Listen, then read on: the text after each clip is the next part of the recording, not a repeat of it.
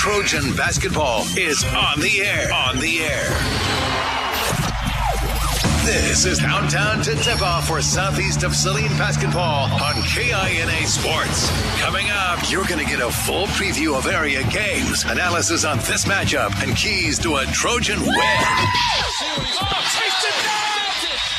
Now let's head to the gym for Countdown to Tip-Off right here on KINA.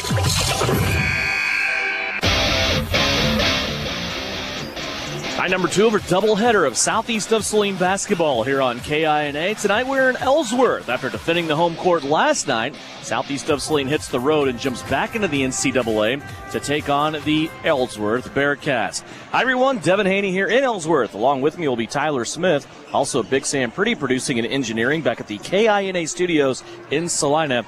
Brian Dennett providing live stream video free of charge on SalinaPost.com. That's brought to you for this doubleheader of basketball between Southeast of Saline and Ellsworth by Commercial Tire Centers. Last night, a good night to be a Trojan at Southeast of Saline. Lady Trojans of Southeast were able to notch head coach Shauna Smith's 100th victory, leading the Lady Trojans.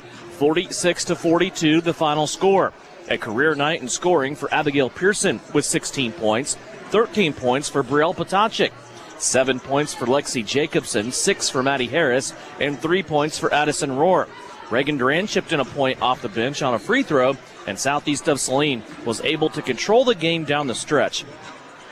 Lady Trojans got out in front early, 16-9 at the end of the first quarter. They led 26-13 at half. Though Clay Center would come storming back and take advantage of some untimely Southeast of Saline turnovers and make it a 3-point game going into the fourth quarter.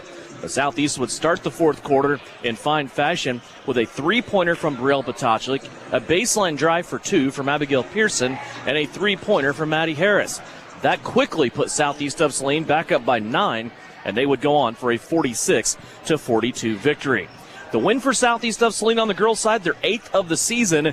They are still 3-0 in league play, and they will take on an Ellsworth Lady Bearcat squad that we will look more in depth at as Countdown to Tip-Off rolls on.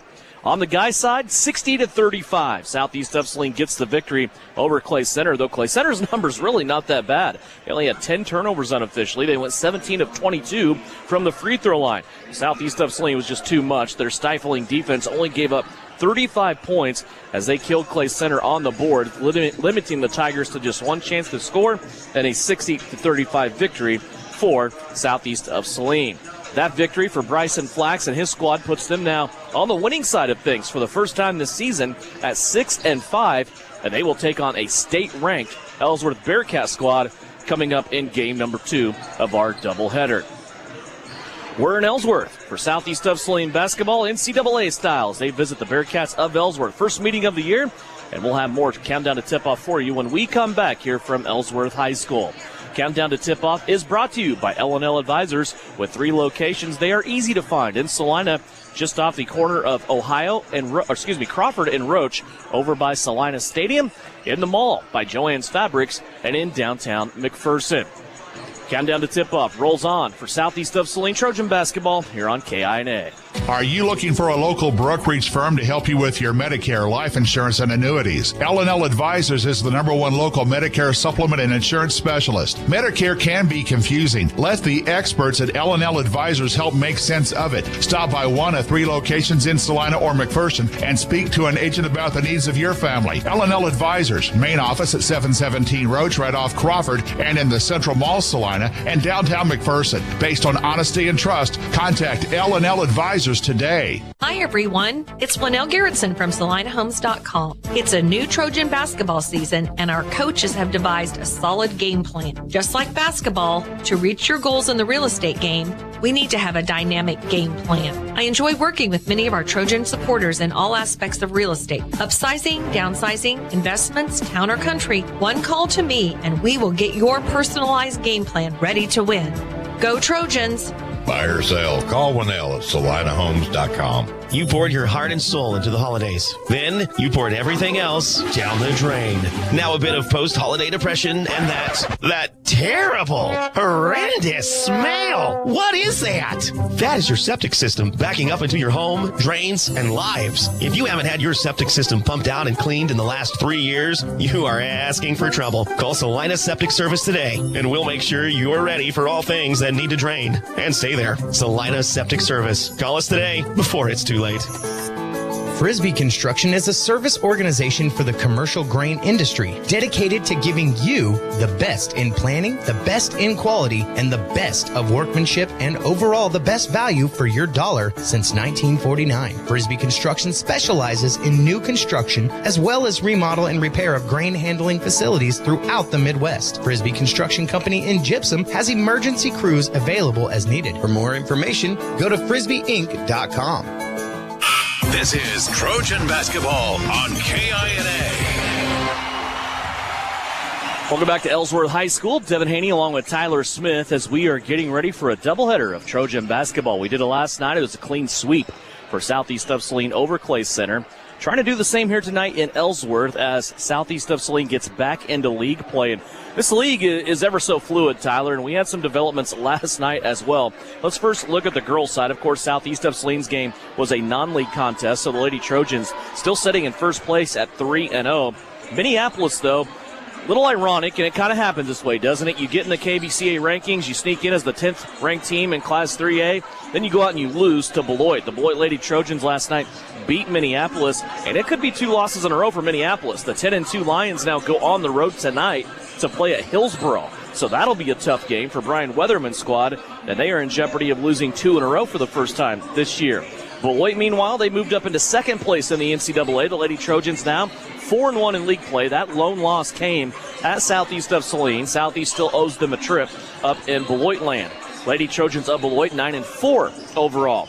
These Ellsworth Bearcats 7-5 overall. They are 1-2 in league play, not out of it yet. And then you have Sacred Heart surprisingly at the bottom at 0-3 in league play, along with Republic County, who's 0-3 in league play. Sacred Heart 5-5 overall. They are at home tonight to play Hutch Trinity. Republic County 0-11 overall. They got killed last night by Smith Center. On the girls' side, guys' side, Beloit still the Kings in the NCAA. They're 12-1 overall. They beat Minneapolis last night to move to 5-0 in league play. And then it's a bit of a logjam, right? Ellsworth at 2-1 in league play. Sacred Heart at 2-1 in league play. Southeast of Saline at 1-2 in league play. So second place, kind of chasing Beloit, still in play right there. Yeah, Minneapolis and Republic County bringing up the rear.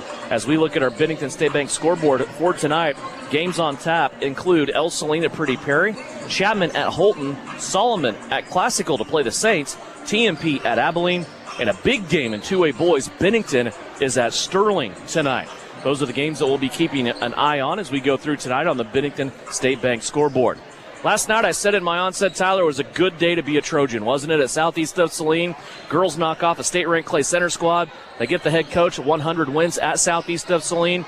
Boys come out, win in dominant fashion, 60-35, and you walk out of that gym thinking, all right, second half of the season, we're off to a good start. Yeah, overall, just a great night for the Trojans in purple. And you look at how the girls played, disappointing loss on Saturday, Smoky Valley in the final of the SIT. The Sterling Invitational Tournament, and you come out and you have a state-ranked team, and, again, we can look at state rankings any way you want, but these girls have social media. They see the teams that get the publicity, and there's an emphasis on that game, and you saw that Southeast, they came out big, and then all of a sudden Clay Center battled back, and they kind of showed why they're a team that's got some statewide publicity, and then Southeast was able to slam the door shut. Just a fantastic win. And then from the boys' side, I don't know if I've seen a more complete just game from a Bryson Flax team in years. And we saw the communication defensively, we saw the communication offensively, just such a well-structured win. Everything was just incision-like, just surging. I mean, everything they did was so smooth, so fluid, just a great job from both Trojans teams.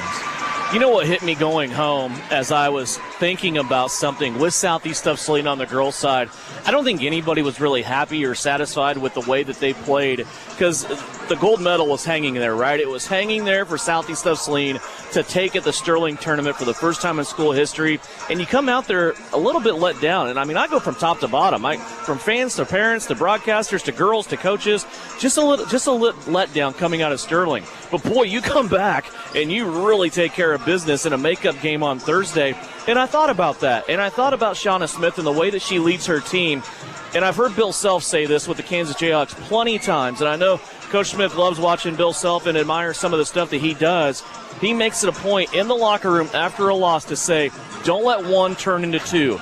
I don't know when the last time Southeast of Saline on the girls' side lost 2 games in a row. I was going to go back and look at that today. I got busy moving sand piles for other people, but, man, it's been a long time since they've dropped 2 in a row. Yeah, it has. And Shauna, it didn't happen last year. I do know that. Yeah, and Shauna brought that up last night, post-game. I was talking to her, and she said, I told the girls we don't lose 2 in a row. You figure out a way to make up the mistakes that happened the night before.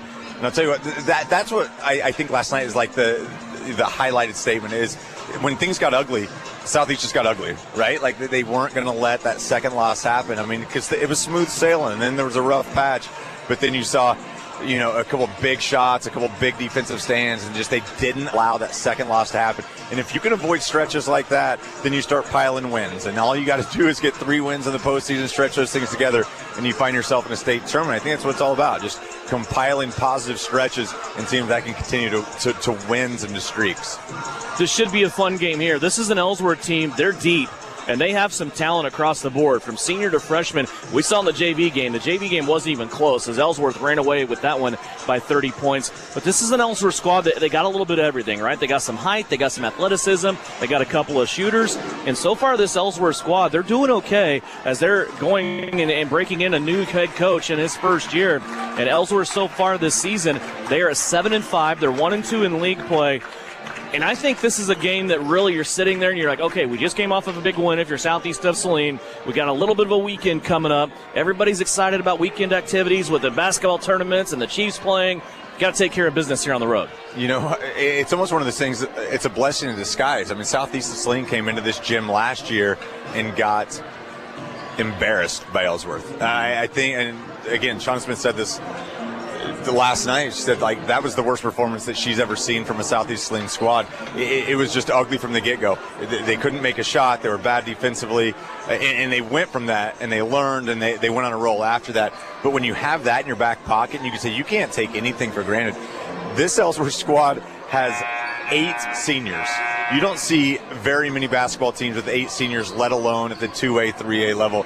So there's a lot of depth. If you have that many seniors, that leads to a lot of depth. That leads to better practices because you have players with experience that are getting up and down the court. Huge squad, a lot of depth, but there's not going to be that letdown factor. This team understands the importance of tonight and the importance of redemption. We talk about not losing 2 games in a row. You never want to go to a place and lose 2 times in the same place back-to-back years.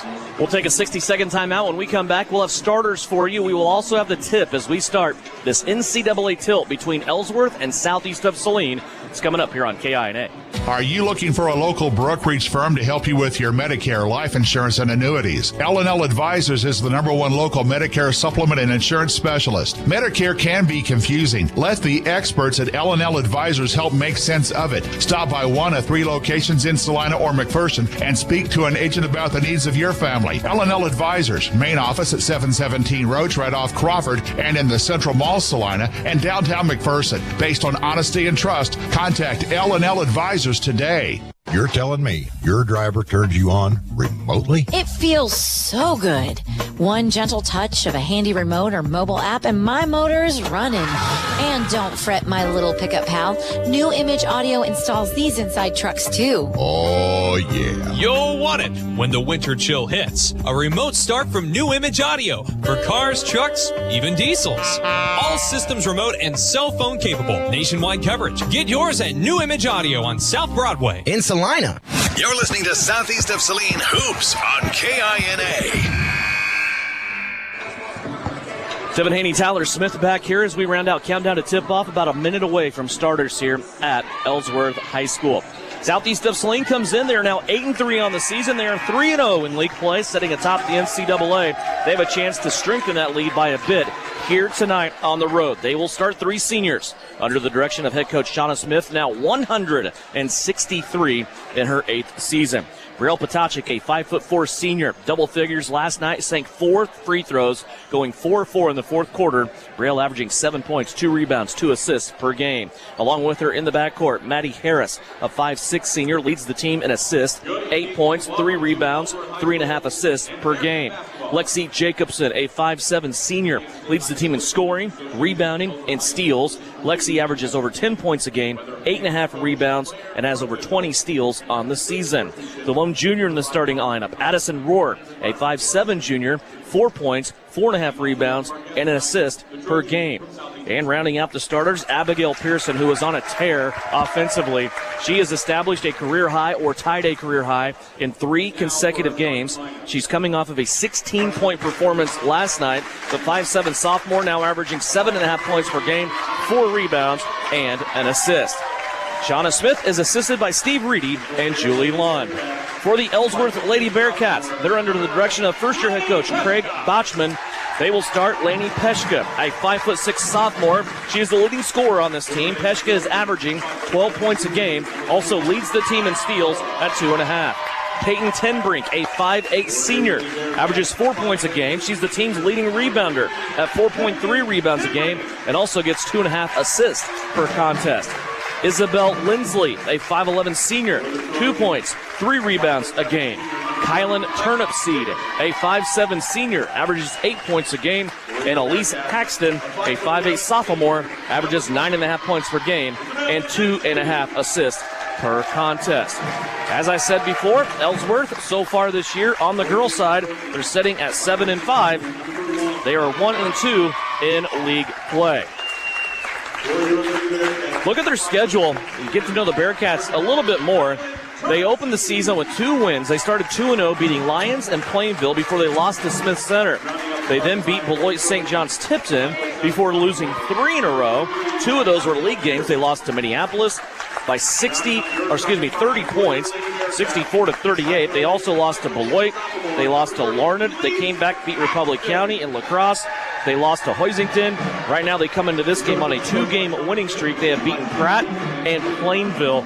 So I think maybe with your Craig Botchman, you come into this game as the head coach, you want your girls here, you haven't played in a while. You want them to kind of come out and establish something here, don't you? I mean, you're kind of, what is our marquee win now of the season? You could get that here tonight. Yeah, without a doubt. And that's something I think after last year, we thought this Ellsworth team had a lot of potential. You know, we saw what they did. They were up in the upper half of the NCAA, and we thought they had a lot of pieces coming back. Then you have a coaching change, and it seems like maybe that we kind of expected this team to compete for a title, and they still can. There's still a lot of things, but it looks like Coach Craig Botchman is just, you know, like we see with teams, like we talked about with Bryson Flax, with, you know, insert new pieces with the guys team. This team's just getting to know each other. You know, anytime we have a new coach, starting to get that new flow, understand how it's going on. This Ellsworth team's dangerous. I mean, they're dangerous anytime you play in this gym. It's one of the best gyms, I think, in the league. Just the size, the noise, the stands. But this team has the potential to do a lot of things. So it's a great matchup. It's Friday night. It's back-to-back game nights for Southeast Saline. Craig Botchman's got himself a chance tonight to go get one. 8 minutes up on the clock. Lexi Jacobson is already in the center circle along with an Ellsworth Bearcat. For Ellsworth, that'll be Isabel Lindsley. It'll be senior against senior as we are ready to go here in Bearcat Country. Glad you could join us. Live stream video on SalinaPost.com, free of charge. Brought to you by Commercial Tire Centers. On the right wing, as Southeast of Saline wins the tip, the Lady Trojans wearing their purple jerseys tonight. Gave the laundry crew a little bit of a rest after turning around from last night, going from white to purple here today. Pearson, a little baseline drive, set her defender down. Shot won't go. Rebound on the backside is taken, and now off and running, Peyton Tenbrink. Tenbrink will get rid of it. Now skip pass on the break. Three-pointer on the way. Ellsworth's going to drain that on the right-hand side. Kylan Turnipseed with a 3. Yeah, great play transitionally from Ellsworth right there. Turnipseed just left alone. Nobody got to her. Drains the 20-footer. 3-0. Maddie Harris on the left-hand side. She'll play it to Potachik. Now to Abba Pearson. Beautiful bounce pass inside, but just a little bit low. And Addison Rohr could not handle that. First turnover of the game belongs to Southeast of Saline. And we're seeing Ellsworth start off in man, which is what we saw Clay Center start off in last night. And it's the first time that, that Southeast has seen man after that SIT for a little bit. They saw a lot of zone in that. So I like the offense. We liked what we saw last night against man-to-man defense. Tonight, one of the things, Sutton Douglas went home today sick from school, so that's going to be a big question. Like, how do you fill Sutton Douglas's shoes tonight? Here's a drive, and a right-handed layup on the left-hand side of the basket is good for Lainey Peshka. The sophomore scores her first basket of the night. It's 5-0. Ellsworth out in front. And Maddie Harris just airmailed a pass over to the left-hand corner. There was nobody there. Back-to-back turnovers now for Southeast of Saline. And you see Maddie immediately go to Brielle. They just kind of had a miscommunication right there. That's one of those things they're both able to – they're good enough players. They understand the system enough that they can both be accountable for that. That's something you don't want to see moving forward for Southeast. 5-0 Bearcats. They have the basketball back with it. Tenbrink. Now she'll play it over to the left. Here's a ball that's deflected, popped up in the air. Southeast of Saline will take it away. First turnover forced there by Southeast, but they give it right back. 3 consecutive turnovers now by Southeast, but now Maddie Harris brings it right back, and we're in Turnoverville. And all of a sudden, our first foul of the game comes. We're not even 2 minutes in. And we talked about last night, you talk about the ball security that Southeast has. We've already seen 3 early turnovers. You just got to slow it down. You've got to have ball security. Doesn't matter what sport you're playing. If you have the ball, you are in charge. And right now, we're seeing Southeast just give the ball away too often, too easily. Foul on Isabel Lindsley. As I said, that's our first foul of the game on either squad.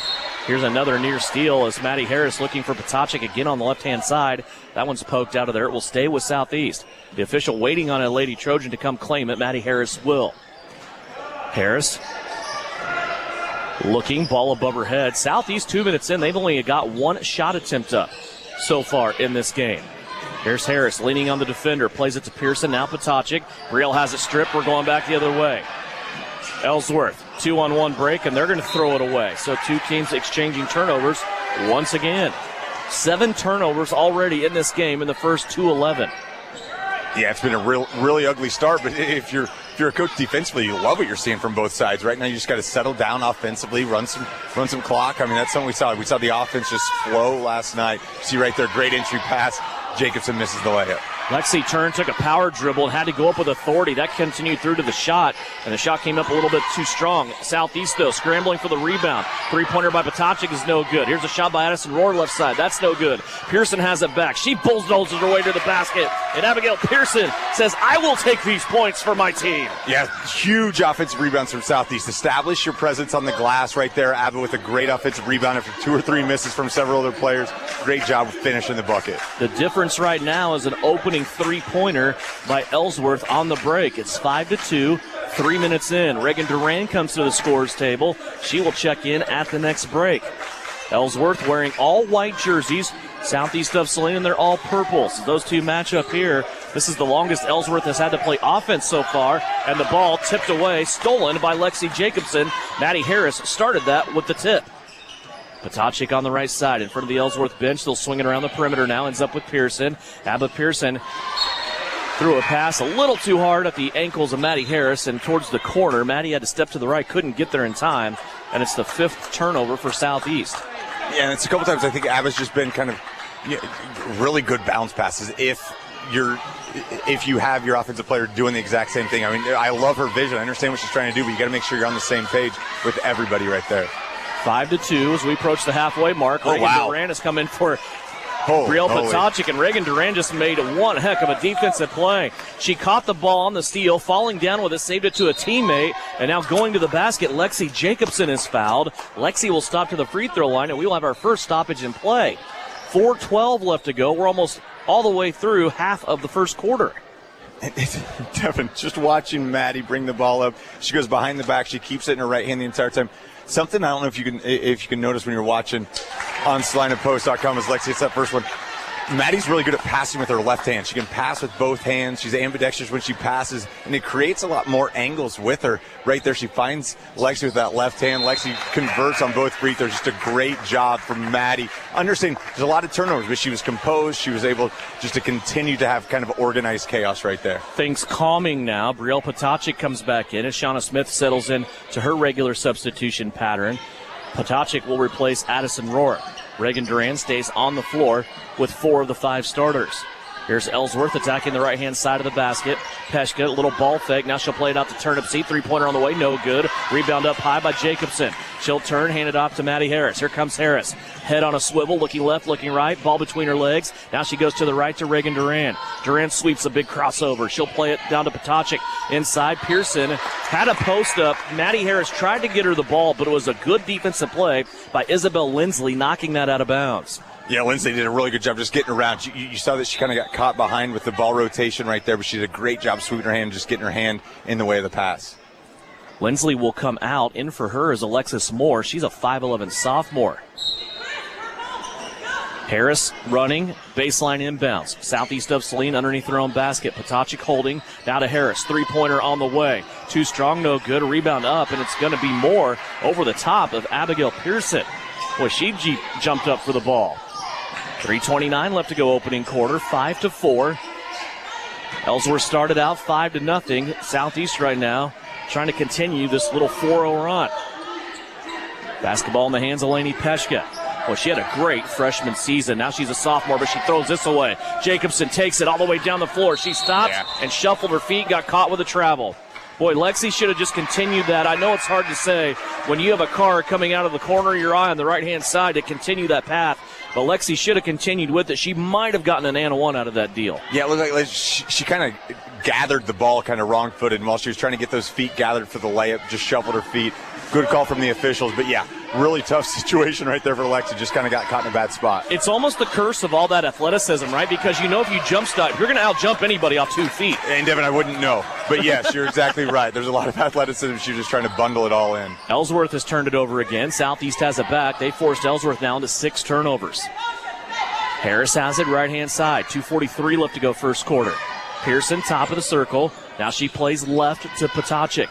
Brielle comes back to Harris. There you go. Abigail Pearson built her fort on the inside. She had both arms up. She was sitting down on the defender, and as that entry pass came in, the defender reaching over the top, Peyton Tinbrink with a foul. Yeah, and Abigail just established herself inside. You know, we've seen a resurgence with her. You talk about her setting career highs the last 3 games. It's her inside presence that's led to that. She's doing a great job just establishing, what she can do down low. Duran has it off the inbounds from Harris. Lost it momentarily, had it knocked away. Now it's loose, and it's going to land in the hands of Alexis Moore. And a timeout, 30-second style, coming up here for Ellsworth. We are underway, 2:25 left to go. 5-4 is our score. Southeast Saline trailing by 1. Ellsworth with a 30-second timeout on KINA. Maybe you don't play quarterback or make the highlight reel. Maybe you're not a high school athlete anymore. But just like an athlete, you can get first-class orthopedic care from Saline Ortho.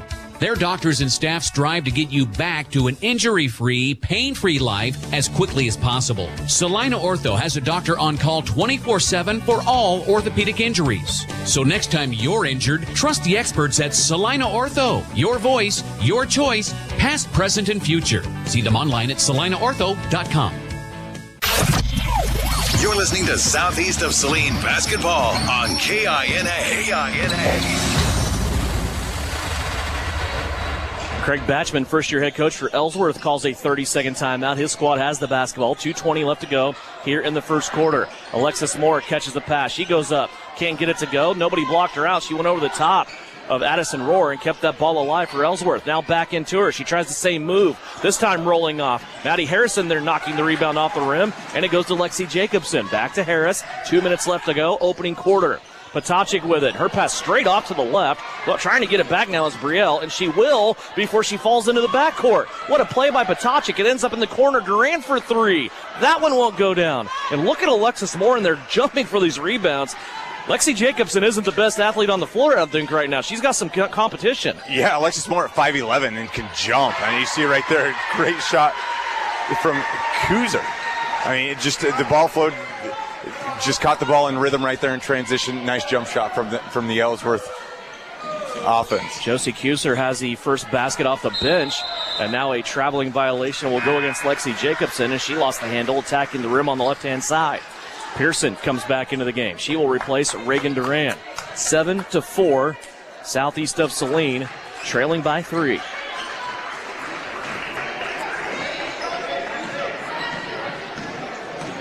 .80 seconds left to go, opening quarter. Been a fun quarter of basketball so far. Ellsworth has it at the free throw line. They'll kick it out now, backside on the left-hand side of their offense, the turnip seed. Now Moore at the free throw line. Try to go high-low with the ball's knocked away, and Southeast secures yet another steal. Here comes Maddie Harris. Inside a minute left to go. Little hesitation all the way to the rim. Her shot over the rim won't go. Fight for it on the backside. Addison Rohr outfought two Bearcats. Keeps it alive. Tips it to Harris. Potacik open. 3-ball on the way. Too strong. High rebound. Addison Rohr in there colliding with two Bearcats. It comes out to Peshka. She lost it from behind. Brielle Potacik takes it away. And Harris with a three. Left-hand side. And Devin, I don't know how to check this and how you can, but it just seems like when there's chaos going on and Maddie Harris is a wide open three, that's when she hits the three. Absolutely. Everybody just kind of settled inside the lane that time. And Maddie Harris with a look what I found type of situation. But right back with the answers, Lainey Peshka. She drains one from the right-hand side. Final seconds of the first quarter, 10 seconds left to go. Harris floats to the left-hand side. Now they go to the corner to Jacobson. Back to Harris, 5 seconds. Back to Brielle. Three-pointer on the way at the end of the quarter. Big shot, Brielle strikes at the buzzer. And it is 10-10. Back-to-back trays by Harris and Potacik bring this game back tied, and we go to the second quarter. You're listening on KINA and watching live stream video on SalinaPost.com, brought to you by Commercial Tire Centers. The Bennington State Bank proudly supports local sports and wants each student to know that their hard work and talent is noticed and appreciated. At Bennington State Bank, they care about local communities and are committed to fostering long-term relationships through the delivery of excellent customer service, integrity, and fairness. From helping local businesses to supporting community youth and nonprofits to helping you purchase your dream home or invest in your future, Bennington State Bank is here to help. Give them a call to experience exceptional banking with hometown service. Bennington State Bank, your trusted hometown bank. Member FDIC. Knopf Auto and Truck Accessories. Everything to bling out your ride in one place, including top quality lift kits, wheels and tires, bumpers, Jeep accessories, fender flares, bed covers, bed liners, step bars, even custom painting. Knopf Auto is the and soil dealer and has many synthetics and filters in stock. Visit Knopf Auto on Facebook for specials, great ideas, and let them make your truck stick out in a crowd. Knopf Auto and Truck Accessories, supporting the southeast of Saline Trojans. You're listening to Southeast Trojan Hoops on KINA. Back here in Ellsworth, boy, what a game we have going here. 10-10 is our score. Southeast of Saline tying it up at the end of the quarter with one of those on-design plays that ends up with Brielle Potacik hitting a three. Now Maddie Harris has a steal to start the second. Southeast has it back, chance to take their first lead of the game. High post, Addison Rohr trying to go back door. That was read perfectly by Peshka and taken away. She was looking for Brielle Potacik. And Devin, you're seeing that Coach Craig Batchman had great job scouting this Southeast offense. Like you've got to go to your second and third options. You can't always go to that first option. That backdoor cut might not be there. Let the offense flow through. Let it run through a couple of times if you're Southeast. Don't just go with that first option because this defense knows exactly what's coming. High post entry. Here's Alexis Moore turning and scoring. Alexis Moore. She has provided a spark inside and a physical presence that is challenging Lexi Jacobson right now. That's her first basket. 12-10. Ellsworth leading early in the second. Pearson with it on the right. She's going to go all the way to the bucket. Left-hand finish. Gets it off the window. Abba Pearson has 4.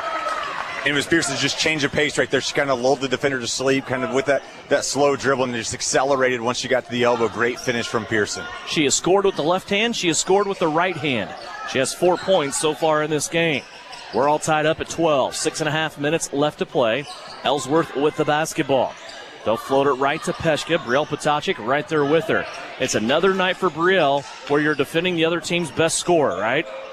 Inside, Ellsworth picks one up off the deck. Rising up scoring is Josie Kuser. Her second of the game. Yeah, you're right, and that's what Brielle does, right? She's going to stick on that top score. If it's a perimeter player, she's going to be all over. We started to do a great job last night. I mean, we saw the only points that really were given up were in transition.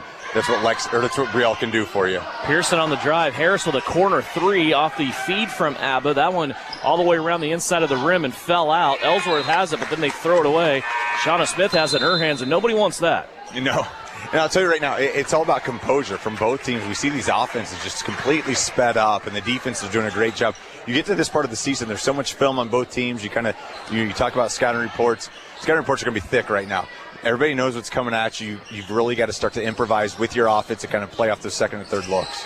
14-12 Ellsworth. They go down low. Pearson, little ball fake, had a triple team for a moment, but when she threw that ball fake in there, they left her, Tyler, and she scores one-on-one. Yeah, I like that confidence. Again, she found herself in that low block, and if you're on the low block, you have she got herself a great angle. She did a great job, great finish from Abba. You can just see her brain working, can't you? It's been such a delight watching her. Here's a steal now by Lexi Jacobson. Jacobson comes out of the pack.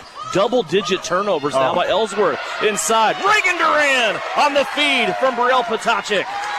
And Brielle she attracted so many defenders. You have to fly at her. The three-point threat's always there. The defenders came at her. She finds Reagan Duran. Great finish from the freshman. First lead of the game for Southeast of Saline.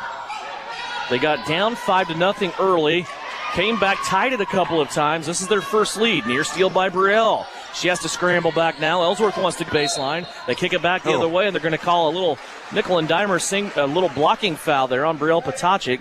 For Potacek, that will be her first. Also, Tyler, it is Southeast of Saline's first foul of the night. Yeah, not a lot of fouls, only 3 on Ellsworth right now. The officials are letting them go, which is kind of why that foul was kind of shocking to us. I thought Brielle had good position. I mean, the hands were up. She's sliding that body, doing a great job.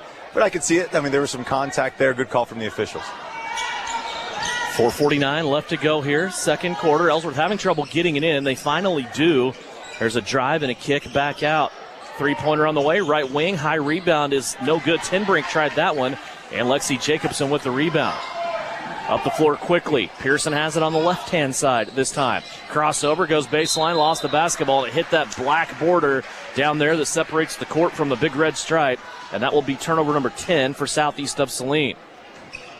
And that's what's keeping Ellsworth in this game, right? It's the 10 turnovers from Southeast. And some of them are coming, you don't mind that turnover. That's a turnover you're okay with, but it's the silly turnovers elsewhere that are going to drive you nuts if you're Coach Shauna Smith. You want to say, how is this game different from last night? Last night against Clay Center, Southeast of Saline only had 9 turnovers the entire night. They're at 10 right now. Ellsworth, however, they have 11 in this game so far.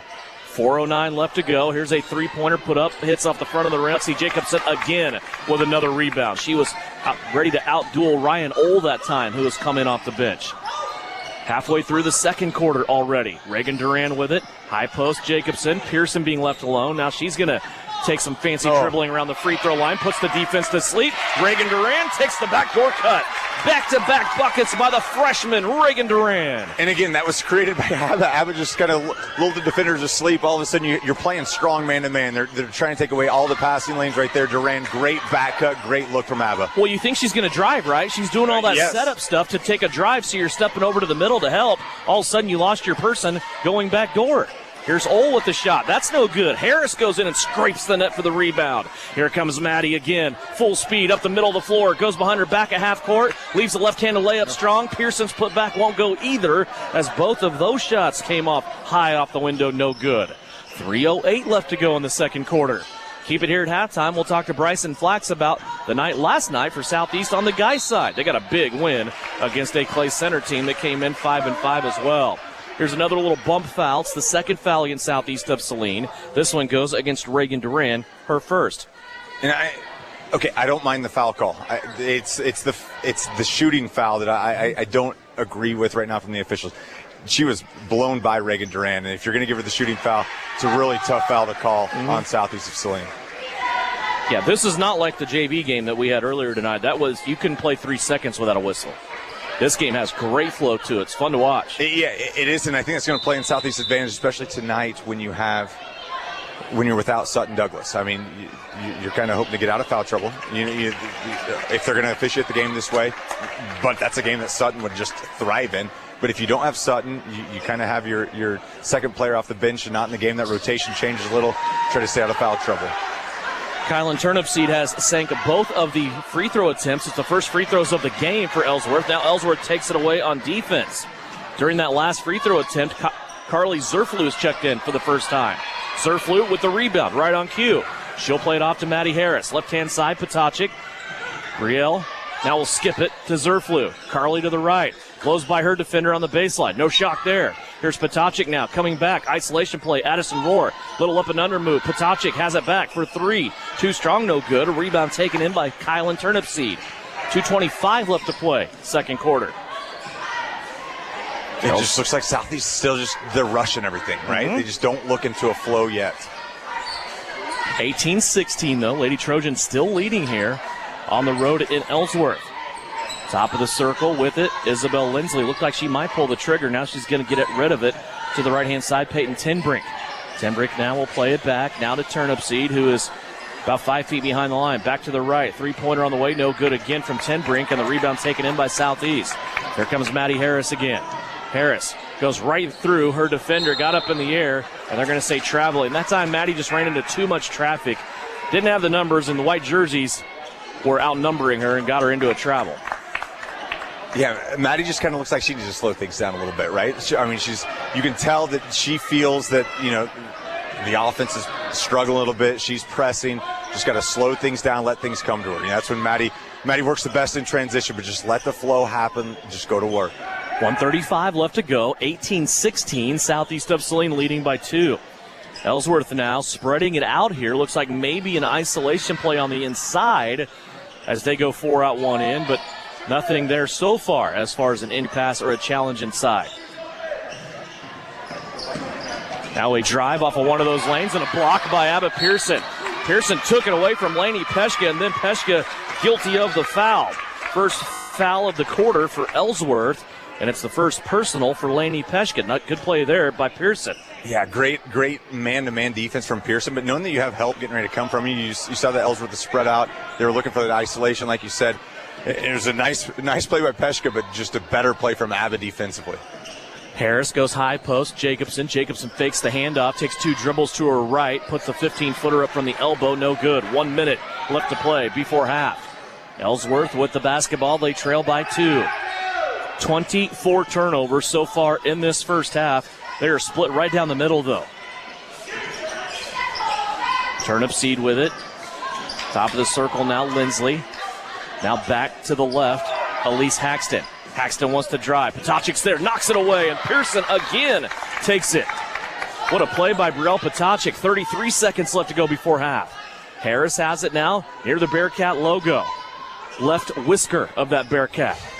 24 seconds left to play. Brielle might get a shot here to end the quarter again. She did that in the first quarter with a 3 ball on the left-hand side. Pearson on the left. Harris wants it back. Ellsworth denying the basketball. Pearson still dancing with it. Now to Maddie with 8. Harris comes to the right-hand side. 6. Here's Brielle. Top of the circle. Extra pass. Pearson back over the top. Brielle, 3-pointer. Right-hand side at the buzzer. Won't go down. A good shot and a good opportunity there for Southeast of Saline, who hits the locker room at half, leading 18-16. What a half of basketball. When we come back, we'll dig into the numbers further and also have a conversation with Southeast of Saline boys head coach Bryson Flax. He's going to join us when we come back here at halftime. It's brought to you by Knopf Auto and Truck Accessories, 18-16. Southeast of Saline leading it at the halftime of the girls contest on KINA. Knopf Auto and Truck Accessories. Everything to bling out your ride in one place, including top quality lift kits, wheels and tires, bumpers, Jeep accessories, fender flares, bed covers, bed liners, step bars, even custom painting.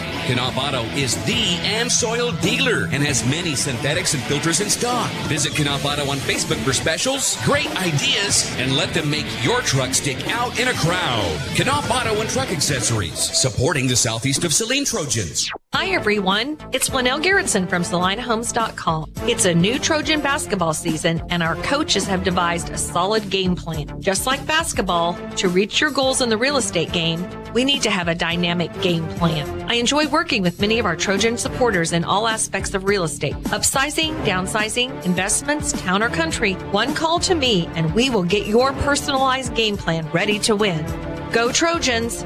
Buy or sell, call Winnell at SalineHomes.com. This is the Trojan Halftime Report. Coming up, a first half recap. Shot at the horn! Stats, interviews, and a look at other area games.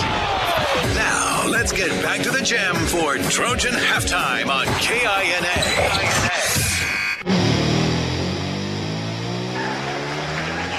Back here at Ellsworth High School, 18-16 is our score. Southeast of Saline leading by 2 as we go to the break. Time now to look ahead at the second game of our doubleheader tonight.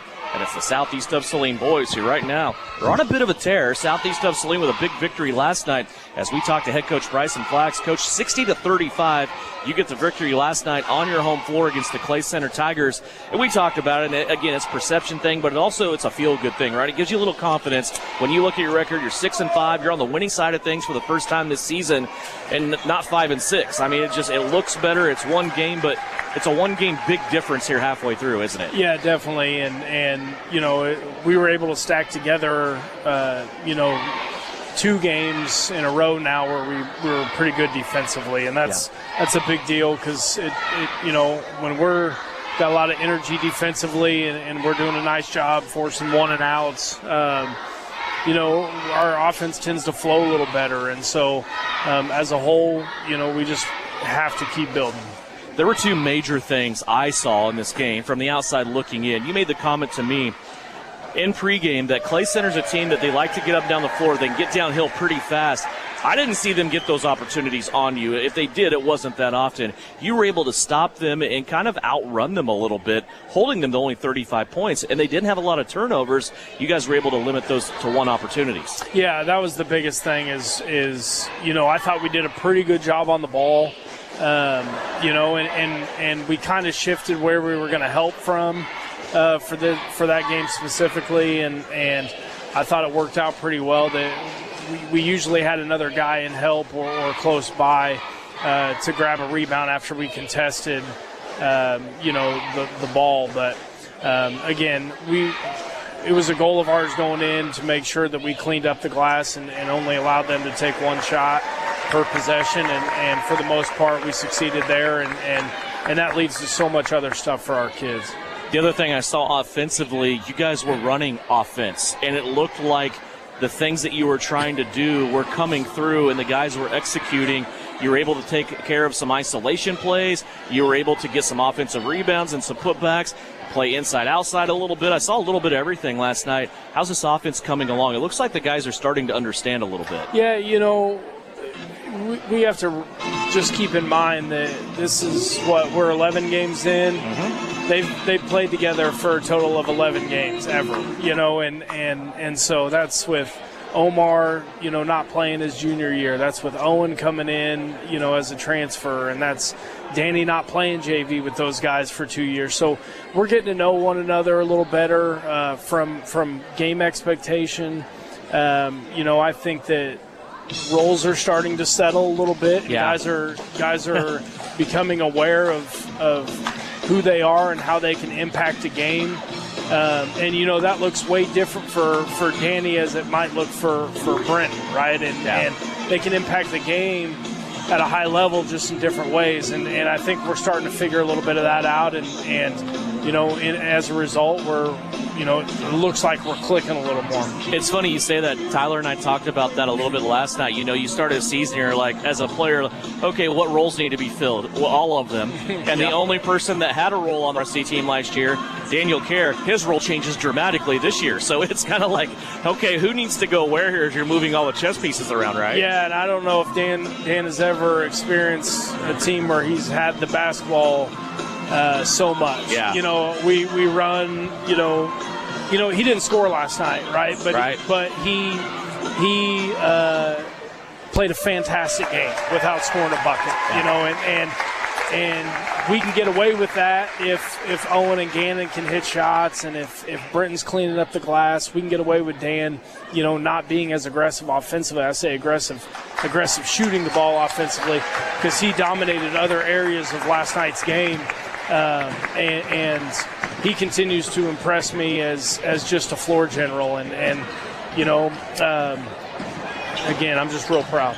If you score 60 as a team and Daniel Kerr doesn't score, that's a pretty good sign too, isn't it? Yeah, it is. And we didn't have that many guys score last night. I think we only had 4 or 5 guys score, but at the end of the day, you just got to score one more than you give up, and So we have to continue to be good defensively and make sure we're getting good shots. What do you know about Ellsworth? This is a team that is state-ranked right now in Class 3A. Of course, they have Will Cravens back, who is a superior athlete.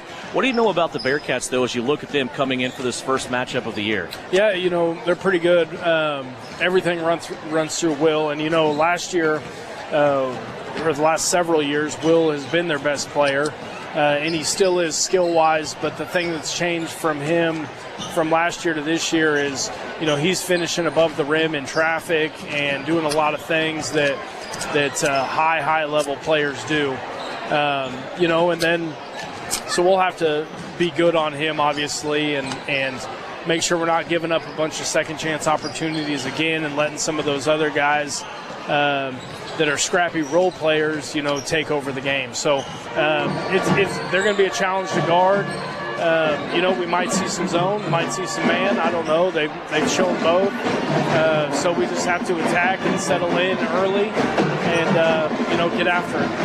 Best of luck to you. We'll talk to you after the game. Thank you, Devin. Bryson Flax, head coach of the Southeast of Saline Trojans. His guys tonight will take on a state-ranked Ellsworth Bearcat squad. When we come back, numbers from the first half, and we will also have third quarter action for you. It's halftime of the girls contest, 18-16. Southeast of Saline leads it right here on KINA. Knopf Auto and Truck Accessories. Everything to bling out your ride in one place, including top quality lift kits, wheels and tires, bumpers, Jeep accessories, fender flares, bed covers, bed liners, step bars, even custom painting. Knopf Auto is the and soil dealer and has many synthetics and filters in stock. Visit Knopf Auto on Facebook for specials, great ideas, and let them make your truck stick out in a crowd. Knopf Auto and Truck Accessories, supporting the Southeast of Saline Trojans. Winter travel can be treacherous if your tires are worn out. Stay safe with an inspection at Commercial Tire Company. Cold weather also drops the inflation in your tires. Get them checked today to avoid losing grip or damaging your tires. Commercial Tire will help keep you safe. For repairs that aren't tire related, our automotive and diesel mechanics will fix it right the first time. Commercial Tire Centers, West Crawford and North 9th, Saline. Commercial Tire Centers, where service is everything. The Trojans are experts in precision passes, and Everhart Precision Ag are your experts in grid soil sampling. Everhart Precision Ag does all the sampling and data analysis in-house, keeping it local and close to the farm. They're also your local channel seedsman, selling all seeds with an emphasis in corn and soybeans. Trust Matt Everhart and Lane Hensley at Everhart Precision Ag, serving Saline, Dickinson, McPherson, and Ottawa counties, and also supporting Southeast of Saline Trojans. For more information, visit everhartprecision.com. You're telling me your driver turns you on remotely? It feels so good. One gentle touch of a handy remote or mobile app and my motor's running. And don't fret, my little pickup pal. New Image Audio installs these inside trucks too. Oh, yeah. You'll want it when the winter chill hits. A remote start from New Image Audio for cars, trucks, even diesels. All systems remote and cell phone capable. Nationwide coverage. Get yours at New Image Audio on South Broadway. In Salina. This is Trojan basketball on KINA. Back here at Ellsworth High School, just about ready for third quarter action. Here's your scoring from the first half, brought to you by Citizen State Bank in downtown Gypsum. Abigail Pearson, 6 points. Reagan Duran, 4 points off the bench. 3 points for Maddie Harris, 3 points for Brielle Potachik, and 2 points for Lexi Jacobson. For Ellsworth, they're being led right now by Lainey Peshka with 3, Kylan Turnipseed with 5. Peshka has 5 as well. 5 for Turnipseed, 4 for Josie Kuser, and 2 for Alexis Moore. Southeast of Saline and Ellsworth, both 2 of 2 from the free throw line. Ellsworth with 13 turnovers, Southeast of Saline with 12. After that, chaotic, entertaining first half of basketball. Tyler Smith, your New Image Audio keys to the second half for SES. Well, I think the glaring thing is just the turnovers, right? You eliminate the turnovers. However, what you've done defensively, you're creating turnovers as well, and you're cleaning the defensive boards. You're not giving any second chance opportunities. If you can clean up the turnovers and continue to crash the boards, great things are going to happen. Can't give or take either one. That's what's got to happen. You've got to clean up the turnovers and continue to crash the boards. Let's see what the next 16 minutes have in store. Southeast starts out with the basketball. Potachik, top of the circle to Jacobson. Jacobson now to Harris. Harris brings it back to the middle of the floor from the right wing. She'll hand it off now to Brielle Potachik. Boy, these guards really being challenged for Southeast of Saline. And they're doing the same to Ellsworth in this game. Here is a beautiful pass down low. It crawls out of the bucket, though, on Jacobson as Addison Rohr somehow threw it through the needle hole there from the top of the circle. And now Ellsworth loses it out of bounds. Yeah, and we've seen a couple of those. We've seen some really good entry passes from that high-low situation coming from the top post down low. You just got to finish those right now, and you really need those buckets. You need the gimmies to fall right now because offensively you're struggling right now, Southeast. Pearson with it on the left-hand side. Little hesitation dribble. She's going to take it all the way now to the middle of the floor. Dance around a bit, throw it to the right. Try to get it into Rohr. She was double-teamed and coming over the top, taking the basketball away for Ellsworth. That was a steal that time by Isabel Lindsley. Still looking for her first points here of the second half. There's a drive on the right-hand side and a player control foul. Oh, they're going to call a block. Holy cow. Elise Haxton dipped her shoulder, went right into the gut that time of Abigail Pearson, who had put up shot up on the block, and they're going to call a block here on Pearson. Pearson just smiles ear to ear. Look at Abba. Yeah, it looked like she had position, looked like the shoulder dip. It's a really tough whistle against Southeast right there. There's a ball now deflected. Maddie Harris going after it. She might have got shoved in the back going for that basketball. And they're going to say a foul on Ellsworth. Isabel Lindsley will get the foul. Yeah, and it'll be interesting to see how this game's officiated from here on out. You know, we talked about there's only 5 fouls called in the first half of basketball, and all of a sudden we got 2 in the first minute and 20 seconds. You just want that. We talked about the flow. The flow is one thing, but you just want consistency because that's how you coach your kids up. I mean, you teach them how to, adjust with the officials as the game goes on, so hopefully they stay consistent. Lindsley, the first one in this game with 2 fouls. Here's Rohr inside. Got in the middle of the paint. Now to Jacobson, who rises up and gets one to roll home. Lexi Jacobson, let's not ignore the fact that possession was kept alive by Abba Pearson diving out of bounds and keeping that ball alive underneath the basket for SES. Left-hand side now, SES leading by 4. It's their biggest lead of the game. Tied up once again. They led by 4 late in that second quarter. Here's a ball, goes rolling almost out of bounds. Addison Rohr, though, picks it up for Southeast. Here comes Harris in the middle of the paint. Jacobson for 2. Maddie Harris, Lexi Jacobson running the floor without regard for other people's feelings, and they have built a 6-point lead, and a timeout comes. We will keep it right here. Ellsworth wants a full timeout, and a great start here for Southeast of Saline. Yeah, right there. And, we talked about the turnovers, but that's one thing you can't do with certain players, and Maddie Harris is one of those. You can't tell her all of a sudden play more conservatively. Maddie Harris has to play like Maddie Harris. That pass right there should not have been made with how she played in the first half, but Coach Shauna Smith's not going to tell her not to make those plays. What a great look. You're talking about 50-50 balls. That's a pass that isn't made by most players playing high school basketball. Maddie makes a great pass, great catch, great finish from Lexi, forces the timeout from Ellsworth. Just the tempo, just the pace. You touched on it first quarter. The things that Maddie Harris does with the basketball, we're so spoiled because when she's not here, we're going to miss it because we take it for granted, right? We see her go around the back between the legs, change directions, one-handed passes, left hand, right hand. And we expect it now because it's so fun to watch and it's so entertaining. It creates plays like the ones we just saw to Lexi. But, man, we've been watching this go for 4 years now. We're spoiled. Without a doubt. And credit Ellsworth. I mean, their defense has caused some confusion. You don't know when to run, when not to run. But let's just get out and run. Let's see what happens, see if Ellsworth can keep up. 22-16. Southeast of Saline has come out and built their biggest lead of the game with the first 2 buckets of the second half. Here's a block now up high by Maddie Harris, and they're going to call a foul.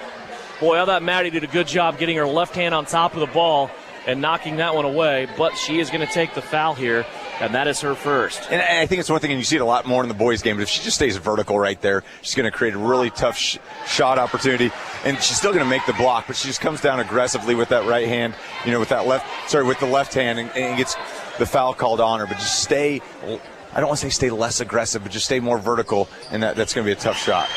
Kylan Turnipseed goes to the free throw line. She's going to stop this little mini run by Southeast of Saline. She knocks both free throws down. She's now 4 of 4 from the free throw line.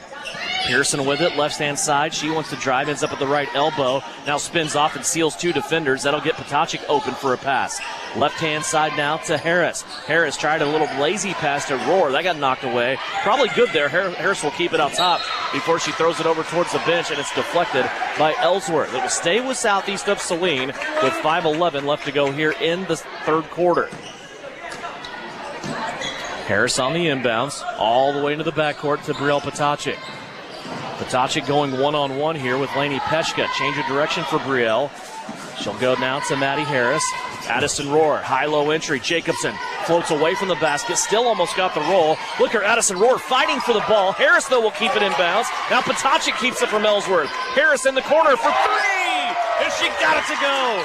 That play was a 3 times hustle play for Southeast of Saline. Just everyone flying to the basketball. I mean, they wanted the basketball more than Ellsworth right there. Maddie Harris rewarded with a wide-open 3, and she buries it. A 7-point lead for Southeast. 4:33 left to go. We're approaching the halfway mark of the third quarter.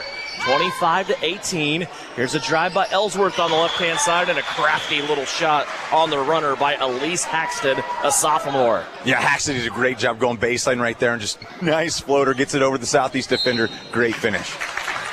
Now a foul as Ellsworth trying to keep Maddie Harris from getting into the offense. Haxton over there with a little shove. Reagan Duran will come in. Miss Reagan scored 4 points in the first half. She will replace Brielle Potacek to give her a break. She mentioned playing one short tonight, Sutton Douglas. Got a little bit of the illness. Get that out of her. She'll be back on Tuesday, I'm sure. Here's Harris up top. Jacobson, high-low, looking for Rohr. Ends up with Reagan Duran, who scores again. Reagan is missed on the spot tonight, as she has been able to score in 3 different ways. And Devin, that's a great finish. That ball got deflected. A lot of times those off-rhythm shots are the most difficult. She gets the ball about 10 feet away. Just a great finish from the freshman. It's kind of that type of game that Reagan Duran, we expect her to excel in, right? Speed it up, make it out of control. Here we go. And without a doubt. She just seems so composed at all times. So fast and quick, though. She's got that twitch muscle, they say. There's a shot up by Ellsworth. That's no good. Rebound on the backside, no good. Air ball ends up with Addison Rohr. Addison turned and ran into a Bearcat. She got caught with a shuffle of her feet and a traveling violation. Yeah, Rohr did a good job getting the defensive rebound, eliminating second chance opportunities for Ellsworth. But then right there, she looks to outlet the basketball. Nobody was there to outlet because everybody was crashing the board, just got caught shuffling the feet, got caught in a bad spot.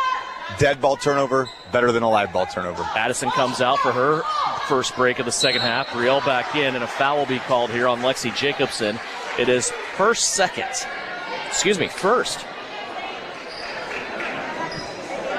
First for Lexi Jacobson. That's the 3rd team foul for Southeast of Saline here in this quarter. Free throw by Alexis Moore is up and good. Ellsworth has not missed a free throw in this game. They are 5 of 5. I don't know if they've touched the rim yet on a free throw. I mean, it's super smooth from the free throw line. Second free throw by Alexis Moore, and it bounces home. High bounce off the back of the spring box, if you will, and it came right back through the net on its way back down to the floor. 3:25 left to go. This lead for Southeast now down to 5. They've only given up 1 field goal here, though, in this third quarter. And Alexis Moore getting a little too aggressive over the right shoulder of Lexi Jacobson that time. Knocked the ball away, but she was also tagged with a foul, her first. Yeah, and a great entry pass right there from Maddie. Maddie had the angle. Lexi did a great job sealing Moore off right there, and then Moore had nowhere to go other than through Lexi, and she's called for the foul. Way up high, Jacobson. She'll bring it to the free throw line. 15-foot jump shot off the dribble, no good. Loose ball off the right hand of Harris, and she takes it. Another turnover for Ellsworth. Reagan Duran, corner 3. Why not? They call it a 2. So on the line, but Reagan Duran has 8. And Duran looked at that. She catches the ball. She wants to shoot right there. Everybody just flies by her, and all of a sudden she catches herself with a foot on the line, but still buries the shot.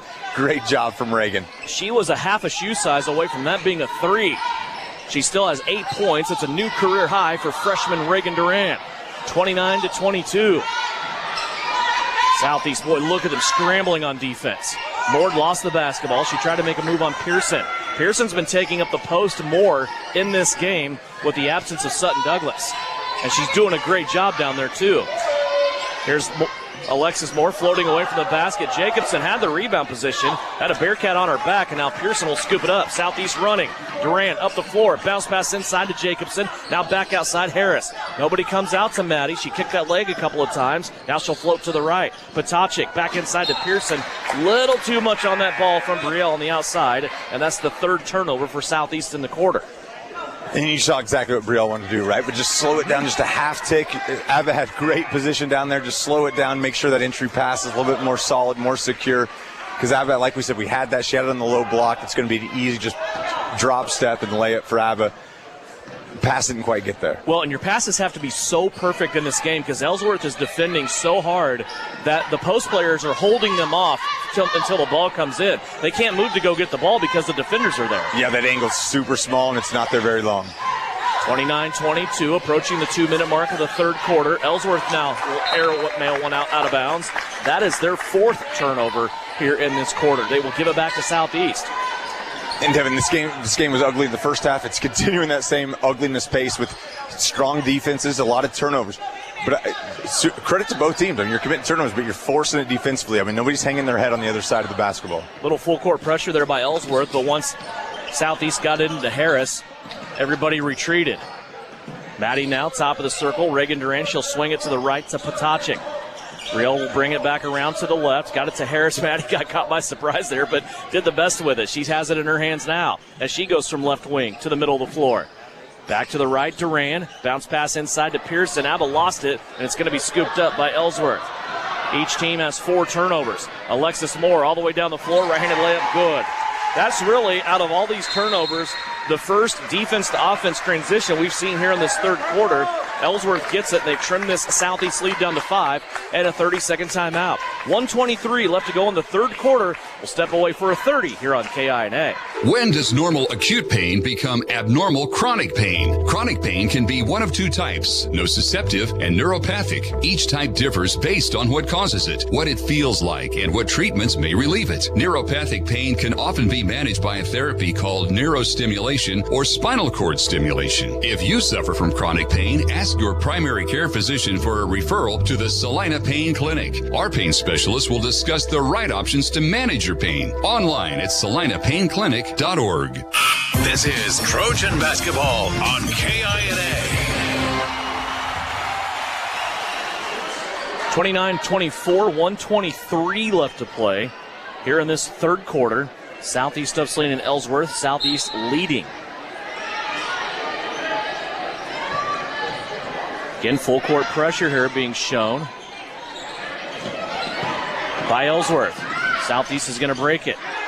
Now, a poke and a steal taken away by Peyton Coonrod. She's going to end up in the middle lane, and another block by Harris and another foul call. Wow. Oh. Yeah, tough call. And I think that's one of those, you just kind of let the flow of the game happen if you're an official right there. And I think, gosh, that's one of those. So it was a 2-on-1. Maddie does a good job just going after the basketball. It gets a hand on it. Could be a jump ball situation if you're a Southeast fan, as you see the first free throw go in right there from Peyton Conrad. But I think it's the right call. I mean, it was a defender scrambling right there, only your second. Just you want to prevent the easy layup.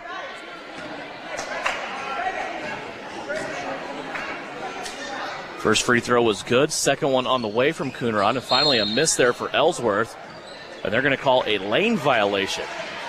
So don't say they missed a free throw quite yet.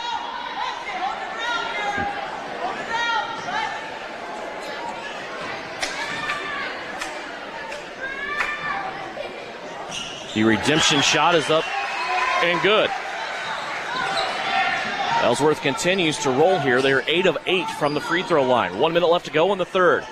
29-26. Southeast has gone a ways here without a basket. They need to end this dry spell before the fourth quarter rolls around. Reagan Duran has it on the right-hand side. Now Jacobson. Lexi wants to drive. Little high-low entry there off the jump. Addison Rohr had it momentarily. Had a shot at the basket, but could not get it down. Here comes Ellsworth back the other way. Boy, that was a good look by Lexi there, wasn't it? Yeah, it really was. And Alexis Moore did a great job defensively just getting that block on the backside.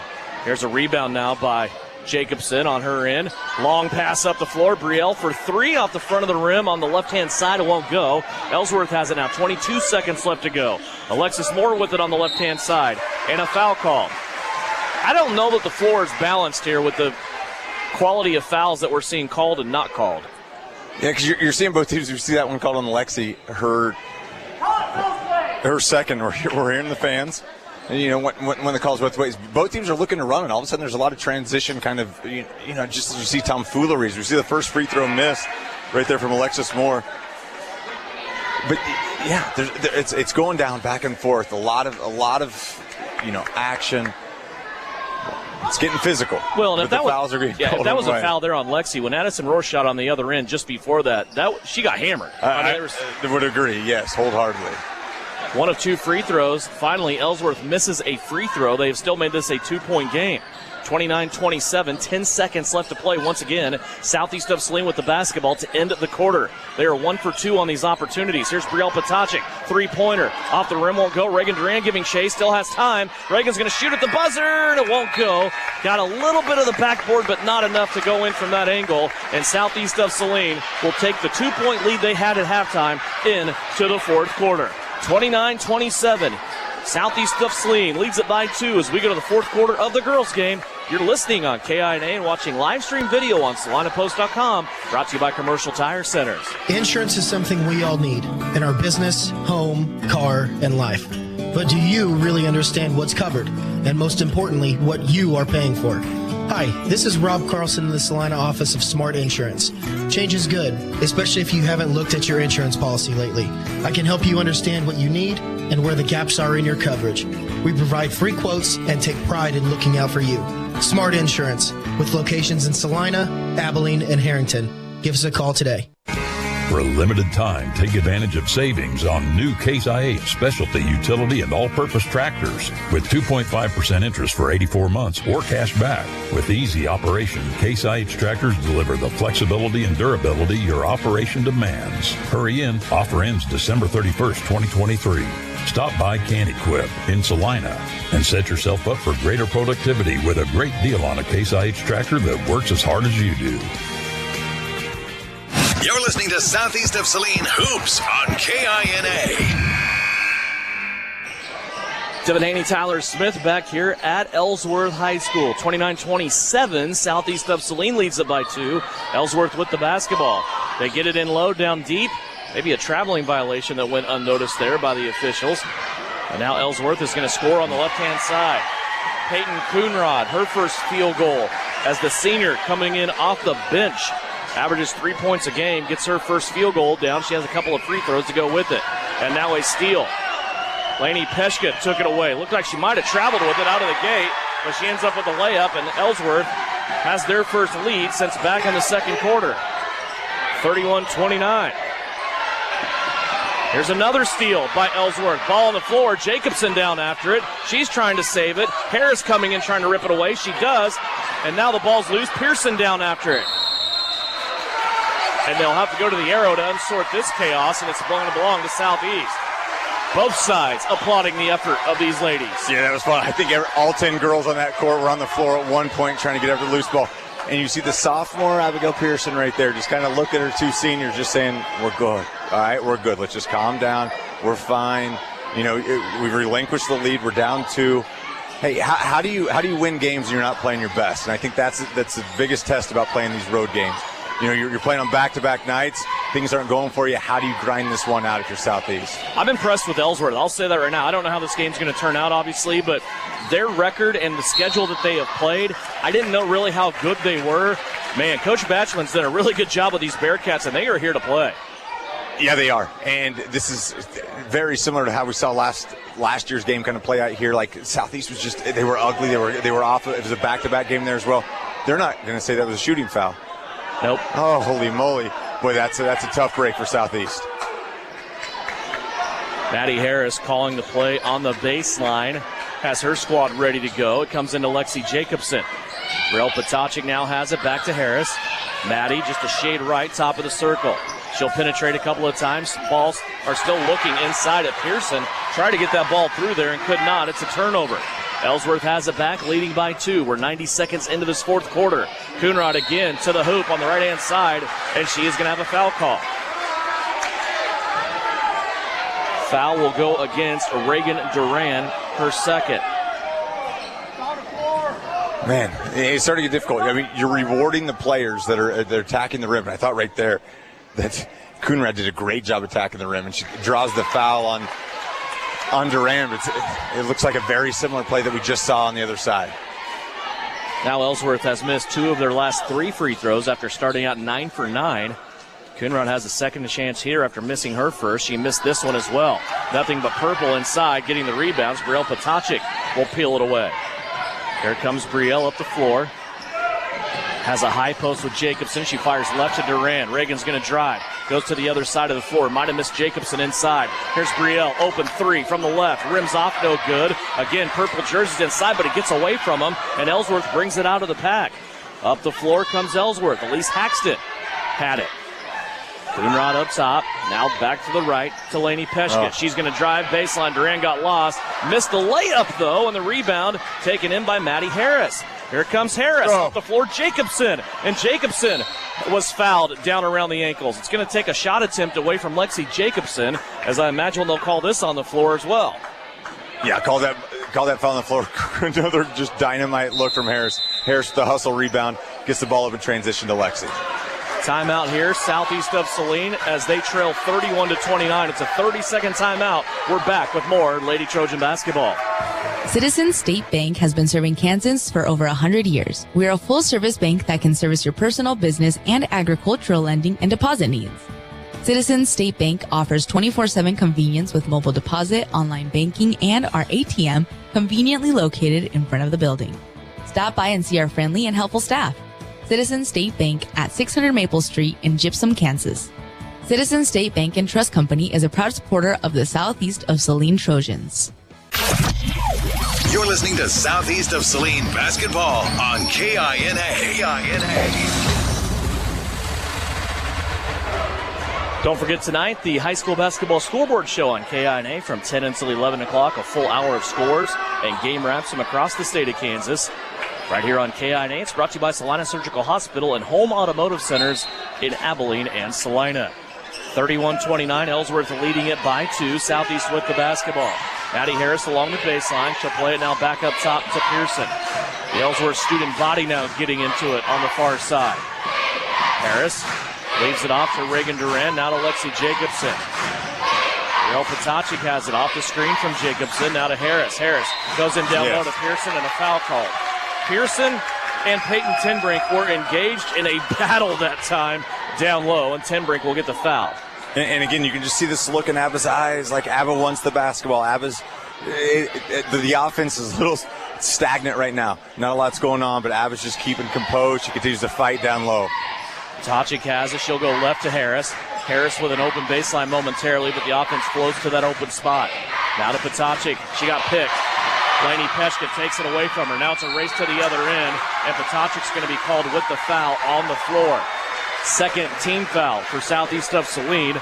For Brielle Potacek, it is personal foul number 2. Nobody really in any foul trouble in this game other than Peyton Tenbrink, who just got the foul defensively on the other end. She has 3. Nobody has 4. Addison Rohr checks into the game. She will replace Reagan Duran. Boy, big minutes tonight for Reagan Duran. Near poke there by Brielle Potacek. Nearly got that ball away. Here's more inside for Ellsworth. That shot off the back of the rim, and Pearson will clean the window for Southeast. 5 minutes left to play. Southeast trailing by 2 here on the road. Brielle Potacek with it. She'll cross it over back and forth. Now go to Pearson. Ellsworth diving on the floor. Pearson's going to save it. Jacobson wide open. Top of the key 3. Yes. Splashes it home.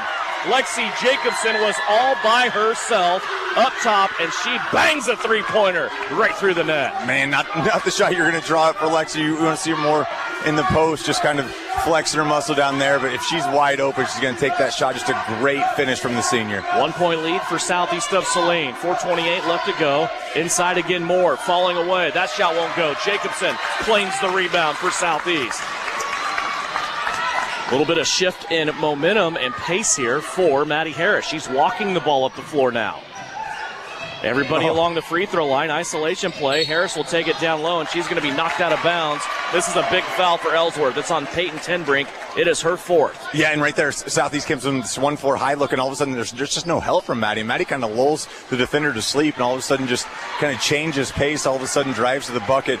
Fourth foul on Tenbrink, and that's going to be huge. Also, Tyler, puts Ellsworth at the limit for the quarter. They have 14 fouls. So every Ellsworth foul will now amount in free throws for Southeast. Pearson with it up top, off the baseline inbounds for Southeast. Now Potocnik has it. We are inside 4 minutes left to go. Harris with it. Now to Jacobson again. 3 players playing around the perimeter, and now here's free throws coming up for Pearson. Abba Pearson drove to the basket on the right-hand side. She was fouled by Kylan Turnipseed. For Turnipseed, it is her second, and now Ellsworth is over the limit. Abba Pearson will get free throws with 3:50 left to go. And again, Abba just she was isolated on that right-hand side. She knew there wasn't any help defensively and just drives to the basket tough. Pearson's first free throw was on the way, and it rattles home. 7 points for Abba Pearson. Chance to put Southeast of Saline up by 3. Second free throw is on the way. 2 strong, no good. Nobody there to rebound. It's all Ellsworth. They will claim it back for their offensive end. Southeast leading by 2, 33-31. Moore has it. She swings it over to the left. Elise Haxton had it. Now to Tenbrink. Now back to Haxton. Lexi Jacobson there defensively all over her. Now they'll go to the right-hand side of the floor to Peshka. She wants to drive. Shut off there by Pearson on the switch with Maddie Harris. Lexi Jacobson nearly poked it away and claimed it for Southeast. Ellsworth now on a drive and a kick back out here to Peshka. 3:12 left to go. Peshka faced up, looked like she wanted the 3. Now she'll drive and dish it out again.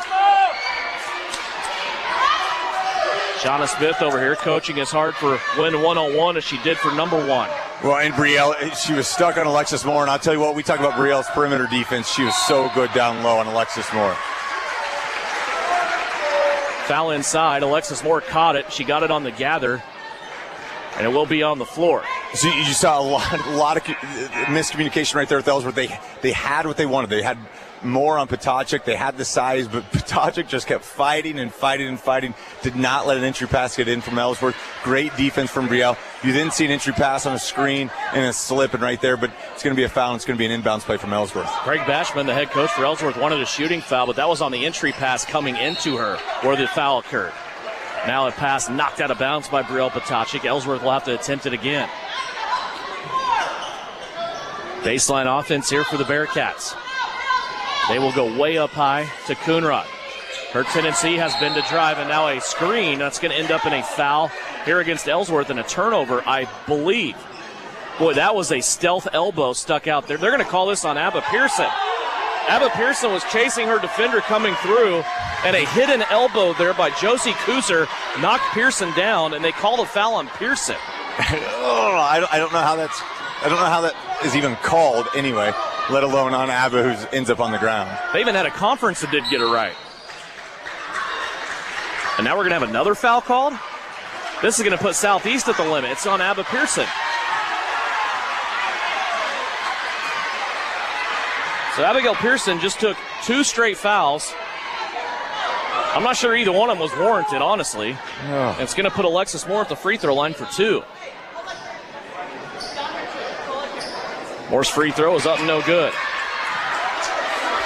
Hey, it's a league game. It's a road game. You got to fight through all the elements.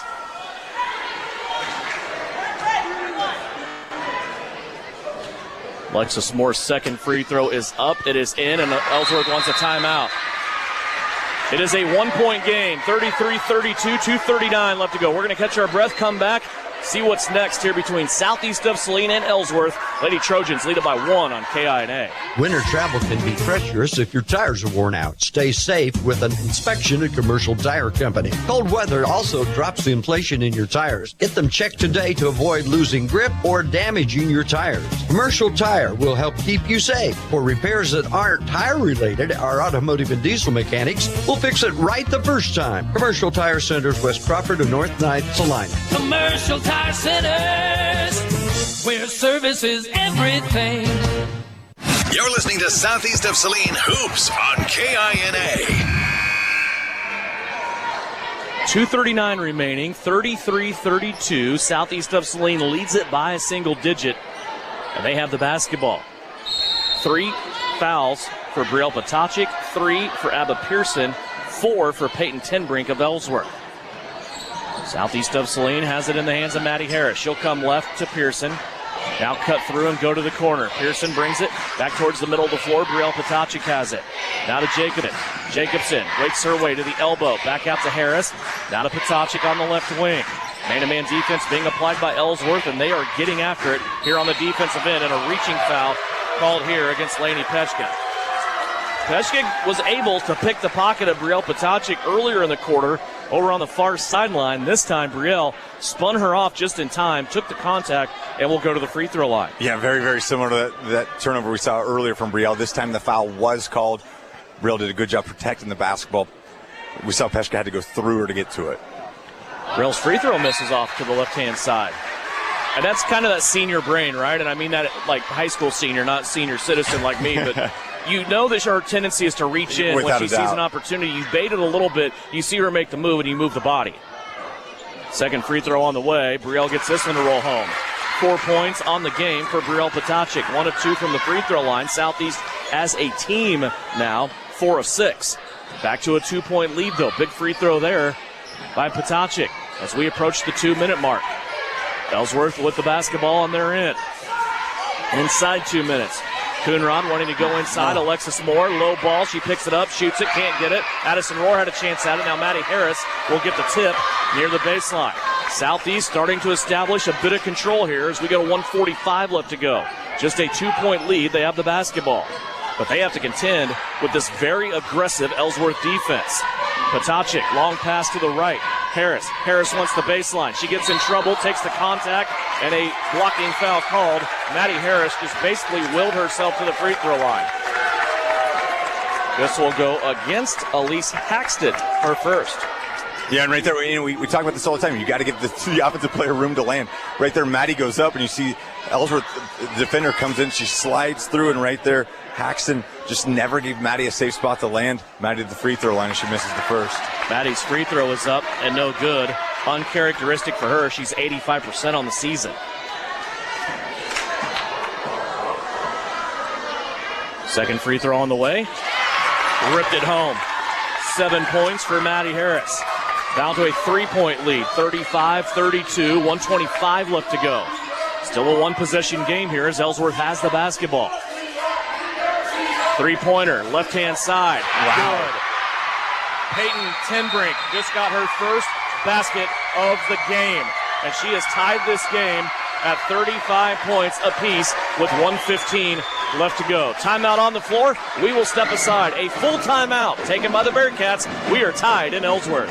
The Southeast of Saline School District has a long-standing reputation for excellence. This excellence in public education has been a source of great pride and one of the factors contributing to the quality of life in our community. The Southeast of Saline Education Foundation works in partnership with the USD 306 School District and the community that it serves to maximize student potential, thereby creating a lasting legacy, not only for our children, but for our community. The Southeast of Saline Education Foundation salutes the Trojan sports program. Your husband is pretty handy to have around. He makes the world's best mac and cheese.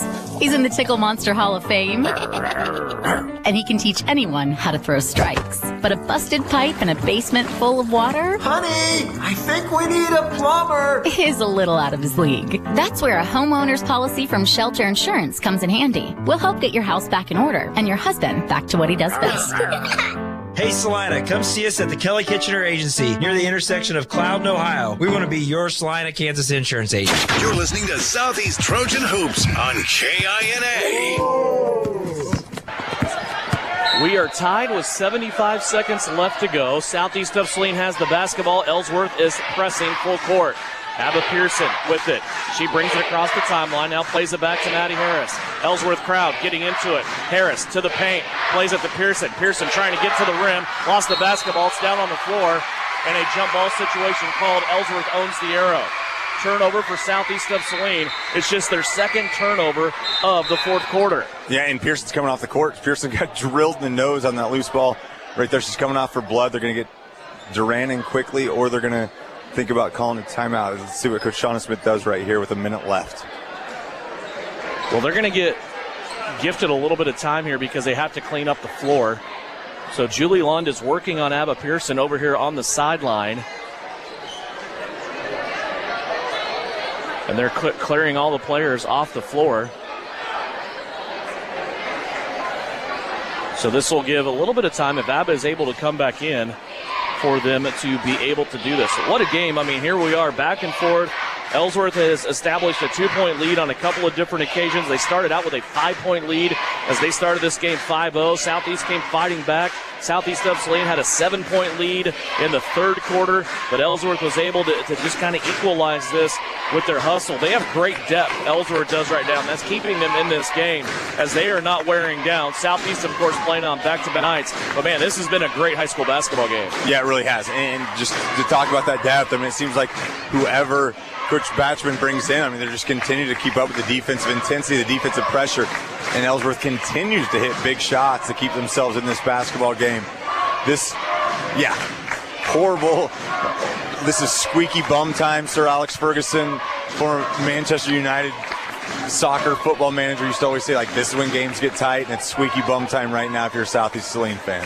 35-35. We have some other games going on. The scores are starting to roll in. It's a good time to check the Bennington State Bank scoreboard as scores are rolling in. Andover right now leading Salina Central. That's a girls' final, actually, 42-37.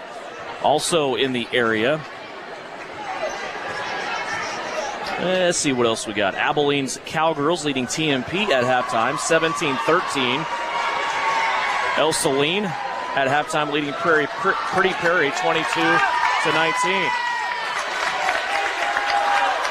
Abba Pearson has the nostril all plugged up. She's out there. And that's the worst thing, too. I don't know if you've ever had to do that, but having one of your banks closed while trying to breathe and play basketball out of the other one is horrible. But we got 1 minute on the clock, and she's not coming out. I have a feeling Abba's done this a couple times in her life. The way she plays everything, the way she gets after it.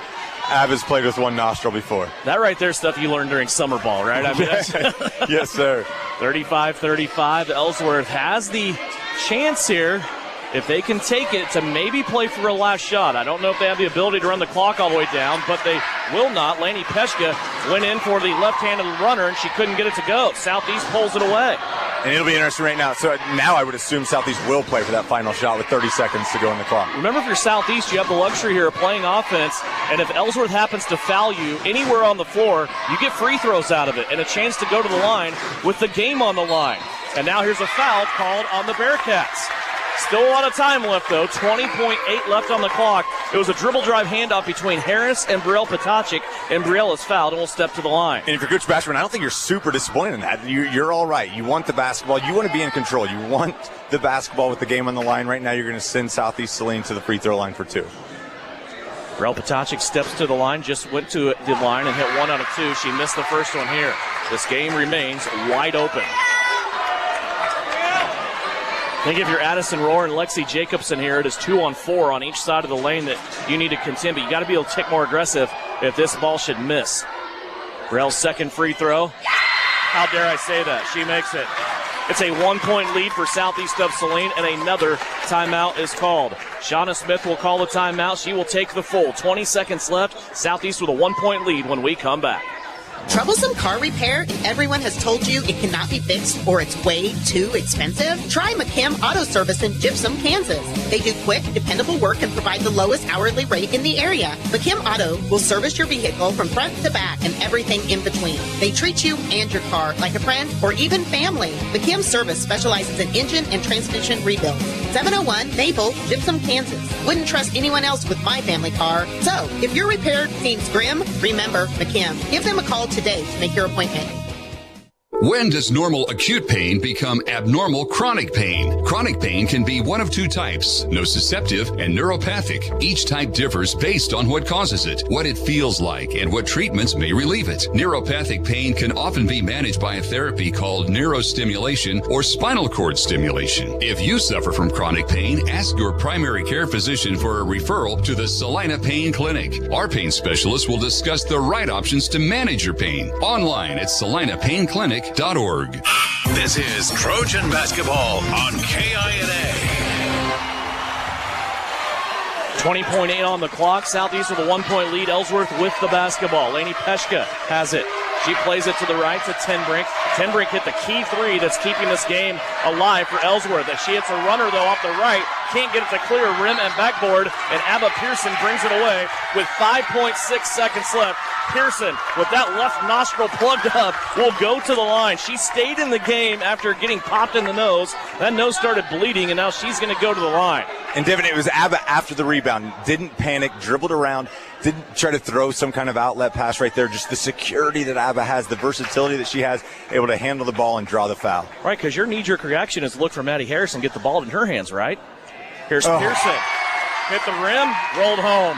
Abba Pearson, 2 of 3 from the stripe here in this fourth quarter. She has given Southeast a 2-point lead. A little bit of breathing room. That waistband loosens up a little bit. She needs to get this one. Shauna Smith directing her girls on the floor right now. Pearson's free throw is up and a 2-point lead. Pearson answers the bell. And a timeout called by Ellsworth. We will keep it right here. How about the sophomore, Abigail Pearson? We've been raving about the amount of points she's been scoring and how she's been scoring them. Tonight she only has 9, but it's the grit, it's the guts, it's the non-glamorous things that she has done here in this game that is probably going to give Southeast of Saline a really good chance to win here. They're up by 3, 5.6 seconds left.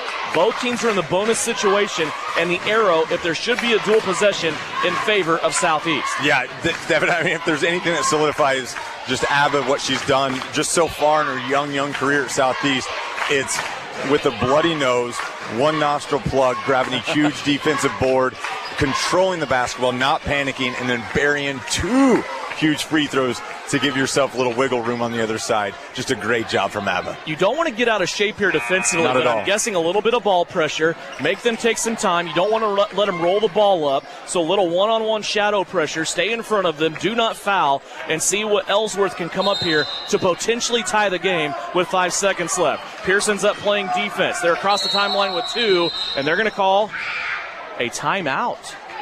A timeout with 1.8 seconds left. The three-pointer was getting ready to be launched at half court, and I don't know that the players and the coach were on the same page there. Yeah, I would agree, and that's one of the things. I mean, you have those inbounds plays, and I think it's a great call. Get the ball to half court, get that timeout called. However, there was a lot going on right there. Not coach and staff, players didn't exactly know what was up. Regardless, 1.8 seconds left, and there's going to be an inbounds play from the sideline. They're going to put .2 on. One of the Ellsworth assistants was asking for more time. I don't know that they should have got more time. We're talking an inbound with 5.6. You had to go from the baseline to half court. That's about 3 seconds right there anyway. I don't know that they should be gifted more time, but I think this is okay, you want more time? So let's play this. Let's play this. What do you do game right now? You've got Ellsworth shooting 2 seconds left. Do you commit the foul early and send them to the free throw line and see what happens, or do you just play solid defense? No. I think you play solid defense. I think with 2 seconds left, the foul goes out the window. I thought about that with 5.6 left, but now that foul goes out the window. You stay in front of them. If they can hit a desperation 3 to tie this game, you're not going to lose. You play on, right? Yeah. So you make them earn overtime here. And we talk about being this team, just the grit, and they rely on their defense. The defense travels. You play defense. You rely on your strength right here for Southeast. Leave back court wide open. Pearson should step off of that, but now they're going to try to get in. Leave that open. That's game. Ellsworth just put it into the backcourt, and they just wasted a ton of time there. And they're going to lose this game 38-35, but more importantly, Southeast of Saline is going to win this game by 3 points, and they come back after being down by 2 late in this game. Southeast of Saline shows all the guts on the road, playing back-to-back nights, and they not only get an upset of state-ranked Clay Center last night, they come into Ellsworth and they defeat the Bearcats to remain atop of the NCAA standings. Right now, the queens of the NCAA, it still stays in Gypsum with Southeast of Saline. 38-35 our score. We'll talk more about it, have final numbers for you when we come back. And a Vernon Jewelers Gym of the Game post-game begins now after a Lady Trojan victory, and it's brought to you by Commercial Tire Centers. Winter travel can be treacherous if your tires are worn out. Stay safe with an inspection at Commercial Tire Company. Cold weather also drops the inflation in your tires. Get them checked today to avoid losing grip or damaging your tires. Commercial Tire will help keep you safe. For repairs that aren't tire-related, our automotive and diesel mechanics will fix it right the first time. Commercial Tire Centers, West Crawford and North 9th, Saline. Commercial Tire Centers, where service is everything. The Trojans are experts in precision passes, and Everhart Precision Ag are your experts in grid soil sampling. Everhart Precision Ag does all the sampling and data analysis in-house, keeping it local and close to the farm. They're also your local channel seedsman, selling all seeds with an emphasis in corn and soybeans. Trust Matt Everhart and Lane Hensley at Everhart Precision Ag, serving Saline, Dickinson, McPherson, and Ottawa counties, and also supporting Southeast of Saline Trojans. For more information, visit everhartprecision.com. When does normal acute pain become abnormal chronic pain? Chronic pain can be one of 2 types, nociceptive and neuropathic. Each type differs based on what causes it, what it feels like, and what treatments may relieve it. Neuropathic pain can often be managed by a therapy called neurostimulation or spinal cord stimulation. If you suffer from chronic pain, ask your primary care physician for a referral to the Saline Pain Clinic. Our pain specialists will discuss the right options to manage your pain. Online at SalinePainClinic.org. Insurance is something we all need in our business, home, car, and life. But do you really understand what's covered? And most importantly, what you are paying for? Hi, this is Rob Carlson in the Salina office of Smart Insurance. Change is good, especially if you haven't looked at your insurance policy lately. I can help you understand what you need and where the gaps are in your coverage. We provide free quotes and take pride in looking out for you. Smart Insurance, with locations in Salina, Abilene, and Harrington. Give us a call today. Time now for the Trojan postgame show on KINA. Stick around for the game recap, final stats, and reaction from the coach. This is Trojan basketball on KINA. Back here at Ellsworth High School, big victory here for the Southeast Lady Trojans as they scoop up 2 wins in back-to-back nights. Now Southeast of Saline 9-3 on the season, 4-0 in league play. They drop Ellsworth down to 7-6, 1-3 in NCAA play. Let's go over scoring here. Final numbers brought to you by Citizen State Bank in downtown Gypsum. Bank where the Trojans bank, and that is in beautiful downtown Gypsum at Citizen State Bank. Leading the way for Southeast of Saline's Trojans, Lexi Jacobson with 9. She hit a key 3-pointer late in this game from the top of the circle. Also with 9, Abigail Pearson.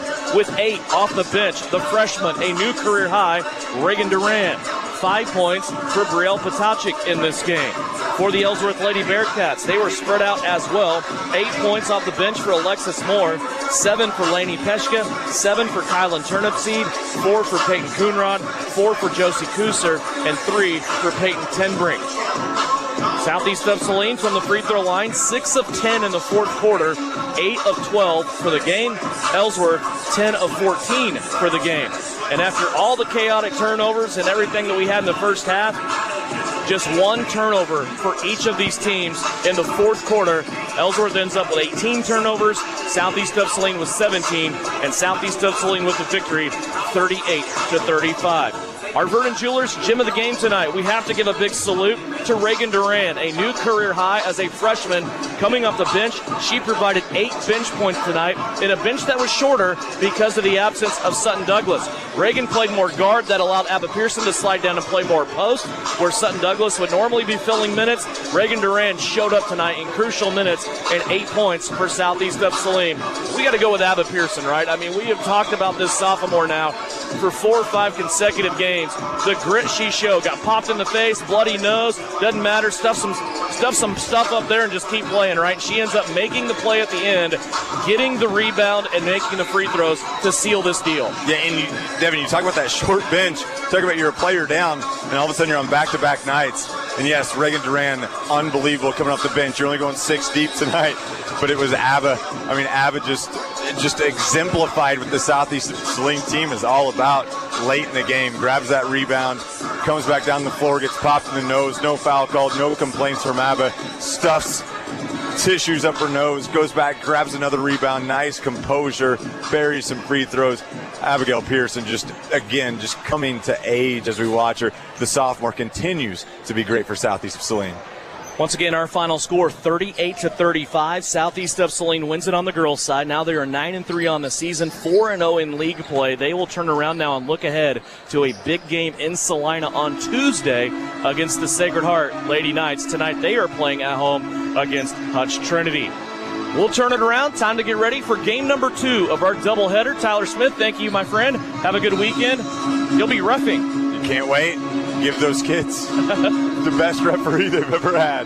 He will take off the headset. We'll bring in Francis Flax for the guys contest. It's coming up next. We're about 10 minutes away from starters and the tip here on KINA. Are you looking for a local brokerage firm to help you with your Medicare, life insurance, and annuities? L&L Advisors is the #1 local Medicare supplement and insurance specialist. Medicare can be confusing. Let the experts at L&L Advisors help make sense of it. Stop by one of 3 locations in Salina or McPherson and speak to an agent about the needs of your family. L&L Advisors, main office at 717 Roach, right off Crawford, and in the Central Mall, Salina, and downtown McPherson. Based on honesty and trust, contact L&L Advisors today. Hi, everyone. It's Winnell Garrettson from SalinaHomes.com. It's a new Trojan basketball season, and our coaches have devised a solid game plan. Just like basketball, to reach your goals in the real estate game, we need to have a dynamic game plan. I enjoy working with many of our Trojan supporters in all aspects of real estate. Upsizing, downsizing, investments, town or country. One call to me, and we will get your personalized game plan ready to win.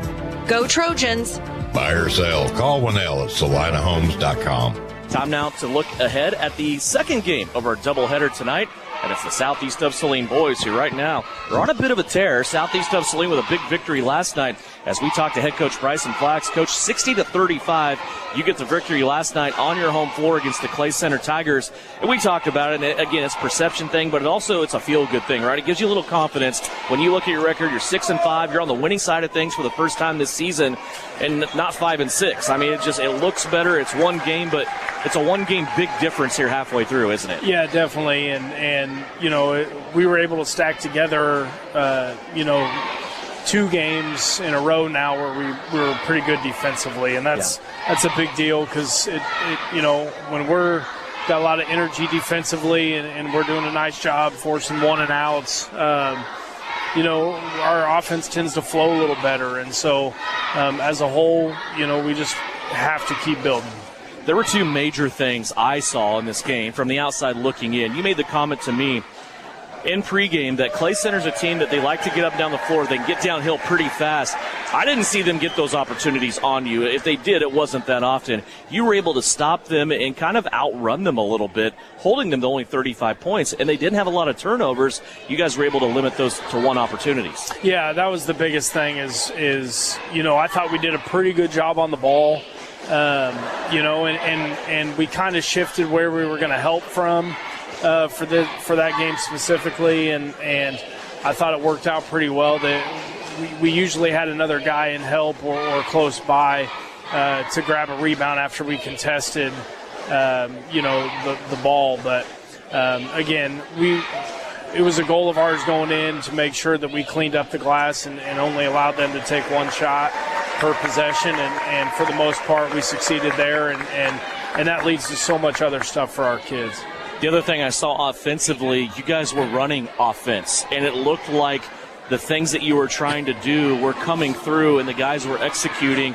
You were able to take care of some isolation plays. You were able to get some offensive rebounds and some putbacks, play inside, outside a little bit. I saw a little bit of everything last night. How's this offense coming along? It looks like the guys are starting to understand a little bit. Yeah, we have to just keep in mind that this is we're 11 games in.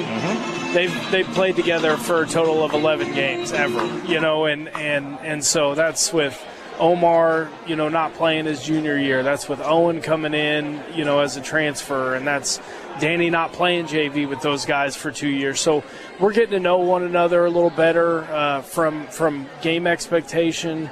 I think that roles are starting to settle a little bit. Yeah. Guys are becoming aware of who they are and how they can impact a game. And that looks way different for Danny as it might look for Brenton, right? And they can impact the game at a high level just in different ways. And I think we're starting to figure a little bit of that out. And as a result, it looks like we're clicking a little more.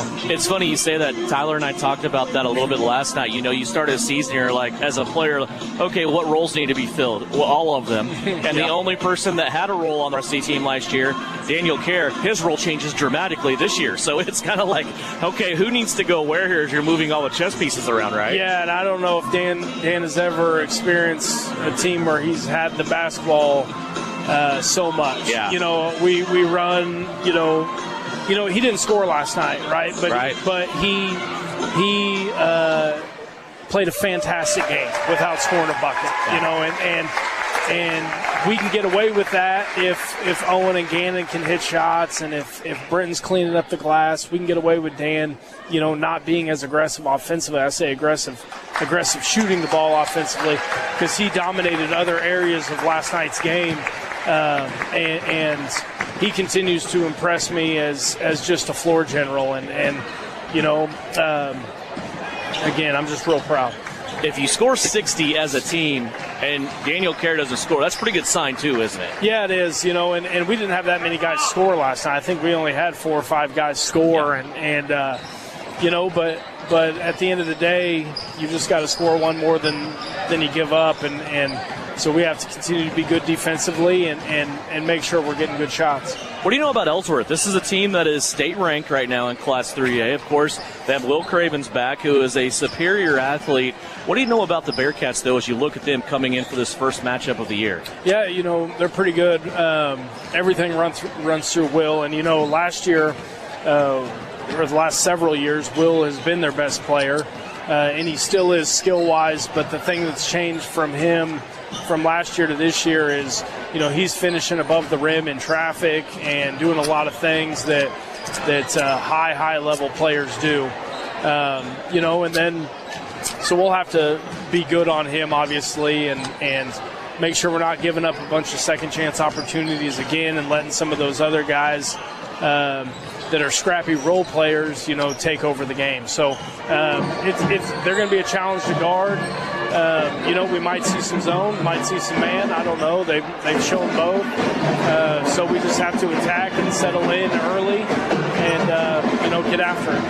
Best of luck to you. We'll talk to you after the game. Thank you, Devin. Bryson Flax, head coach of the Southeast of Saline Trojans. His guys tonight will take on a state-ranked Ellsworth Bearcat squad. Are you looking for a local brokerage firm to help you with your Medicare, life insurance, and annuities? L&L Advisors is the #1 local Medicare supplement and insurance specialist. Medicare can be confusing. Let the experts at L&L Advisors help make sense of it. Stop by one of 3 locations in Salina or McPherson and speak to an agent about the needs of your family. L&L Advisors, main office at 717 Roach, right off Crawford, and in the Central Mall, Salina, and downtown McPherson. Based on honesty and trust, contact L&L Advisors today. The Appliance Center. It's where you go to shop for washers, dryers, kitchen appliances, furniture, pellet grills, TVs, and so much more. If you are looking for a local family-owned business, visit the Appliance Center. We're in the big red and white building on South Broadway in Salina. Come experience the Appliance Center difference. Salina Post and KINA, your home for all things Trojan. The Southeast of Saline Trojan sports stream live on the Salina Post, and you can always listen at 910 AM, 107.5 FM, or at 910KINA.com.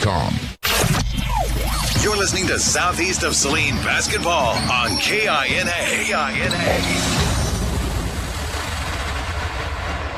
Back here at Ellsworth High School, Devin Haney along with Francis Flax as we get ready for game number 2 of our doubleheader here at Southeast of Saline on the road to take on the 6th-ranked Ellsworth Bearcats on the boys' side. Southeast of Saline last night, Coach, boy, they got a big victory over Clay Center, and we just talked about kind of the numbers of this game and the inside workings of it. If I told you that a team had only 10 turnovers, they went 17 of 22 from the free throw line, most people would probably tell you that they had a pretty good chance to win that game. That was Clay Center last night, and Southeast beat them by 25. Yeah, it was unbelievable the way the second half materialized, particularly.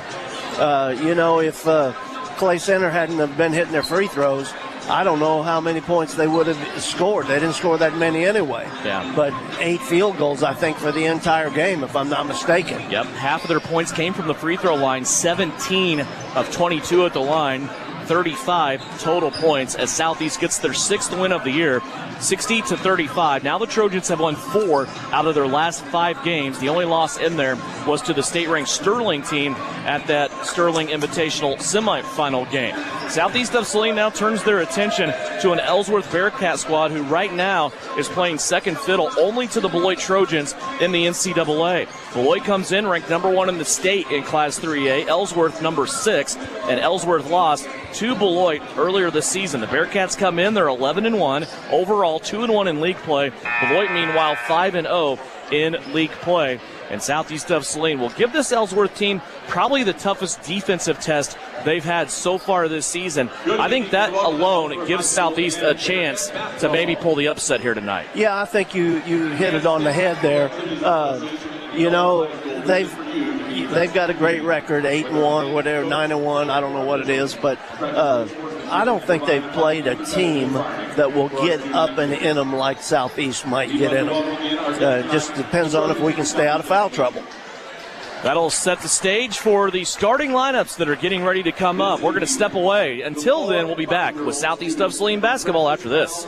Are you looking for a local brokerage firm to help you with your Medicare, life insurance, and annuities? L&L Advisors is the #1 local Medicare supplement and insurance specialist. Medicare can be confusing. Let the experts at L&L Advisors help make sense of it. Stop by one of 3 locations in Salina or McPherson and speak to an agent about the needs of your family. L&L Advisors, main office at 717 Roach, right off Crawford, and in the Central Mall, Salina, and downtown McPherson. Based on honesty and trust, contact L&L Advisors today. Home Automotive Center in Abilene and Salina has been named Dealer Rater in 2023 for Chevrolet, Buick, and GMC.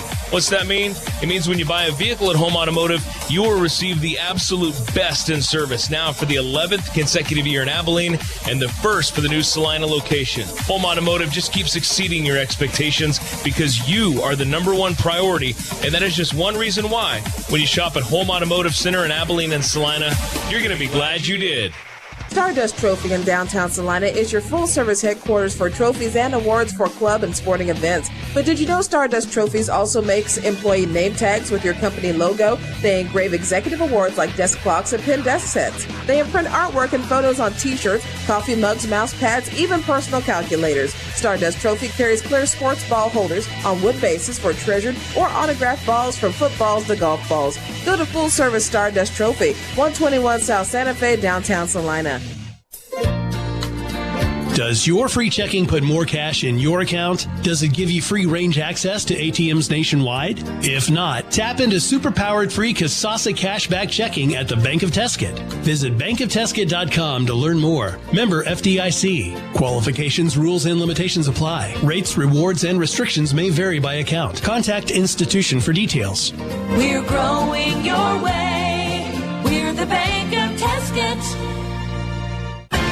APAC Kansas Incorporated has been building the Heartland from the ground up for over a century. From the supply of aggregate materials, hot mix asphalt, and concrete to the construction of roads and bridges, we do it all. You've seen our trucks, and now we want to hire you. APAC in Salina is growing, and we are hiring for all positions. From truck drivers to mechanics, general laborers, and construction, APAC has your next career. For more details, visit the job links page at salinapost.com. Great pay and benefits, APAC is an equal opportunity employer.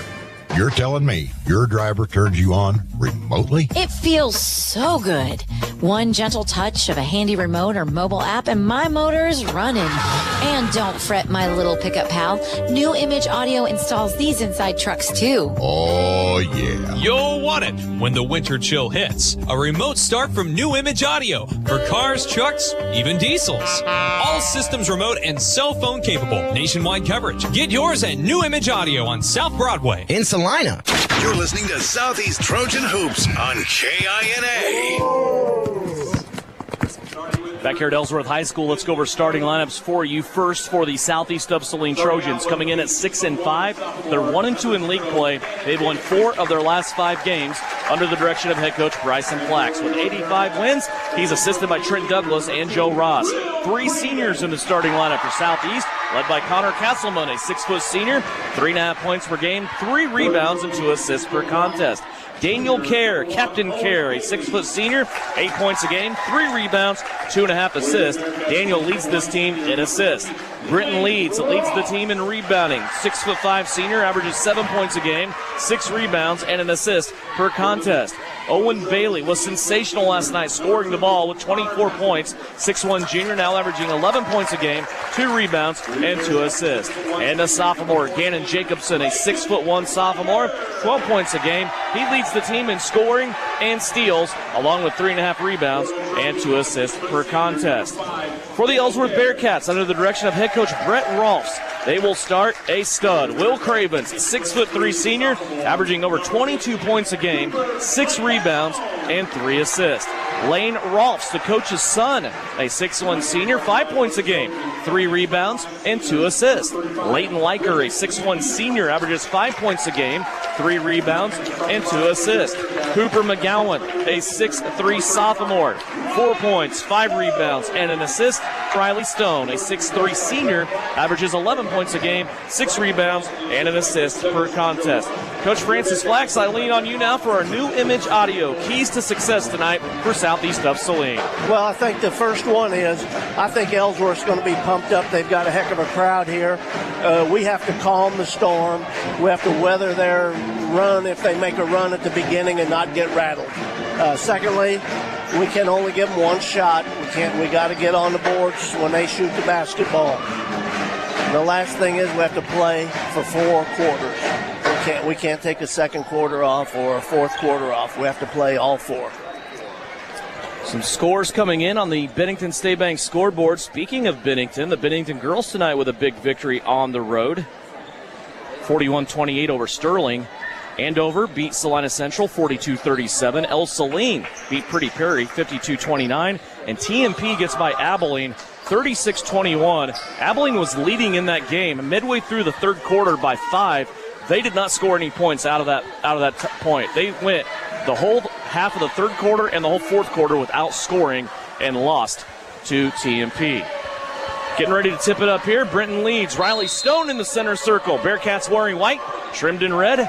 Southeast of Saline in their road purples trimmed in black. Devin Haney, Francis Flax here. Glad you could join us for Southeast of Saline Trojan basketball. Second consecutive night.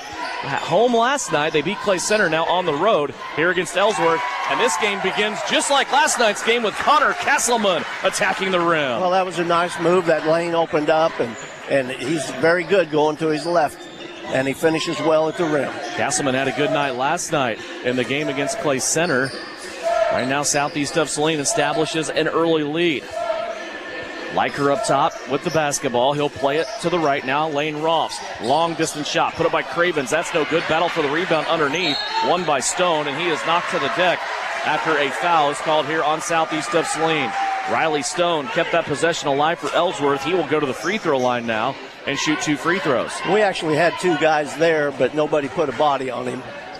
So he was able to retrieve his own rebound and score. Or not his rebound, but. Foul goes to Brenton Leeds, his first foul of the game. Free throw off the front rim from Riley Stone.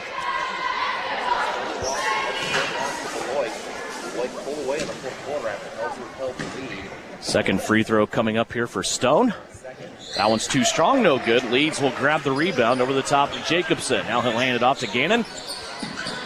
Gannon Jacobson comes across the timeline. Southeast of Saline See if they can settle into their offense here on the second trip down the floor. They scored on the first with Castleman driving the lane on the left-hand side.